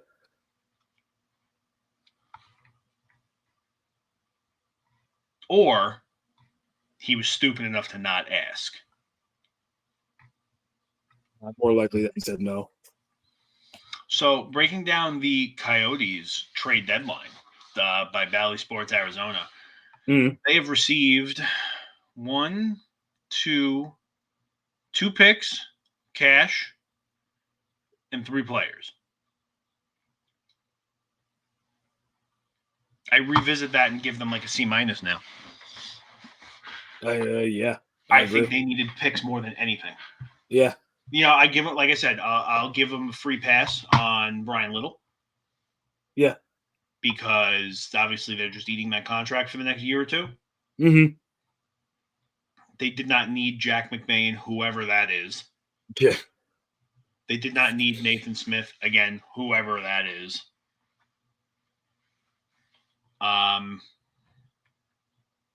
Yeah, I mean, like they need, again, like Seattle, they need to fleece the league out of their draft picks. And they didn't. They did not. Remember when the Coyotes were good? I'm sorry? You remember when the Coyotes were good? You mean when they had, let's see, good Mike Smith, Shane Doan, Milan Mikalik, OEL. Who else was on that team? Nicholas Halmerson. Like, he was at the tail end of being good. Yep.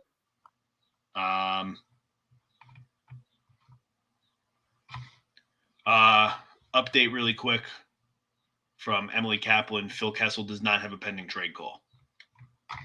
Okay. So he is going to remain in the desert this season. But now that we talk about it, before I frantically check the Islanders cap friendly one more time for the Parise money, which is still not posted. Of course. I'm very curious because I believe that was 2012 is when the Coyotes were considered a borderline powerhouse. Yeah, that sounds right. I think they lost in the divisional round. That was when the Kings came in and made every seed 1 through 3 look ridiculous. Yeah, they beat the Devils that year in the final.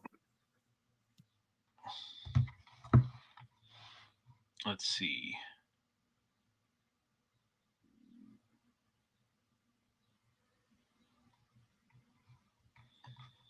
I want to see that roster. So that year, they were still the Phoenix Coyotes. Yep. Finishing 3rd in the Western Conference with a record of 42, 27, 13. Mm-hmm. 97 points. Let's look at this roster. I don't even know if I want to. Okay. We'll start. Okay. Ray Whitney. Yeah. Radim Verbata. God. Shane Doan. Keith Yandel. Laurie Korpikoski. Martin Hansel. OEL. Rafi Torres. Mikkel Bodker. Michael Roosevelt. David Schlemko. Anton Vermette.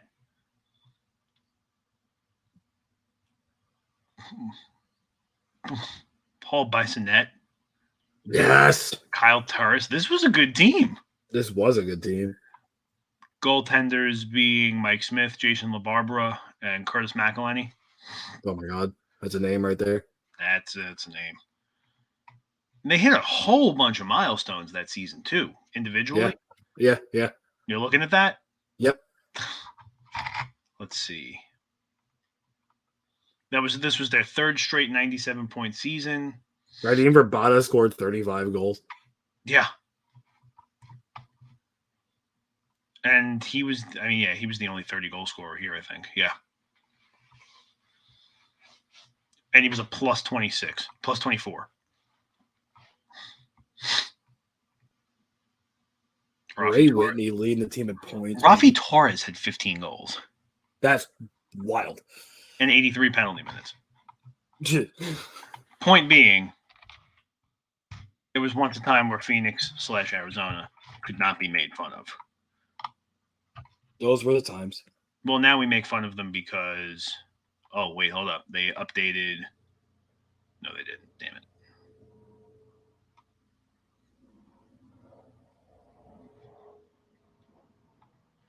I thought they updated Islander cap friendly because I went right back. Oh, of course.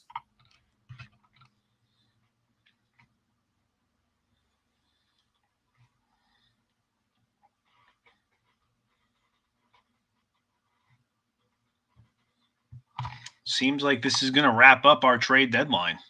Yeah. As unfortunate as that sounds. Hopping off a few minutes earlier than normal, but we still covered a lot. Still 4 hours. Yeah, almost 4 hours.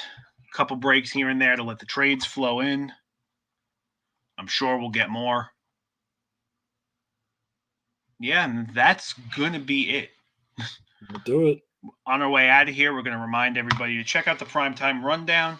Fridays at 7, like I said, with Joe, Rob, and Ian. You find them Fridays at 7. After their March Madness hiatus, they will return in April. Tuesdays, you hang out with Al, John, Ryan, and Gary. Talk about things wrestling. And don't forget about their WrestleMania special coming up Friday, April 1st at 4 p.m. I don't have anything to throw.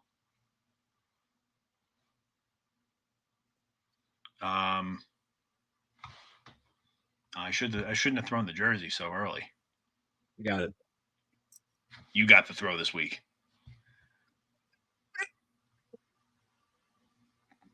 You gonna throw it? I did. Where? Over there. Oh, well, your camera froze, so now I gotta throw it anyway. How about this? I'm just gonna throw my phone in my bed because that's my next destination. There you go. Ladies and gentlemen, thank you for spending a very large portion of your Monday here with the Monday Sauce. We will go back to the Sunday Sauce next week. We will. I'm Tyler Adelle. This is Andrew Mucaria. Thank you so much for being here today, and we will see you guys soon.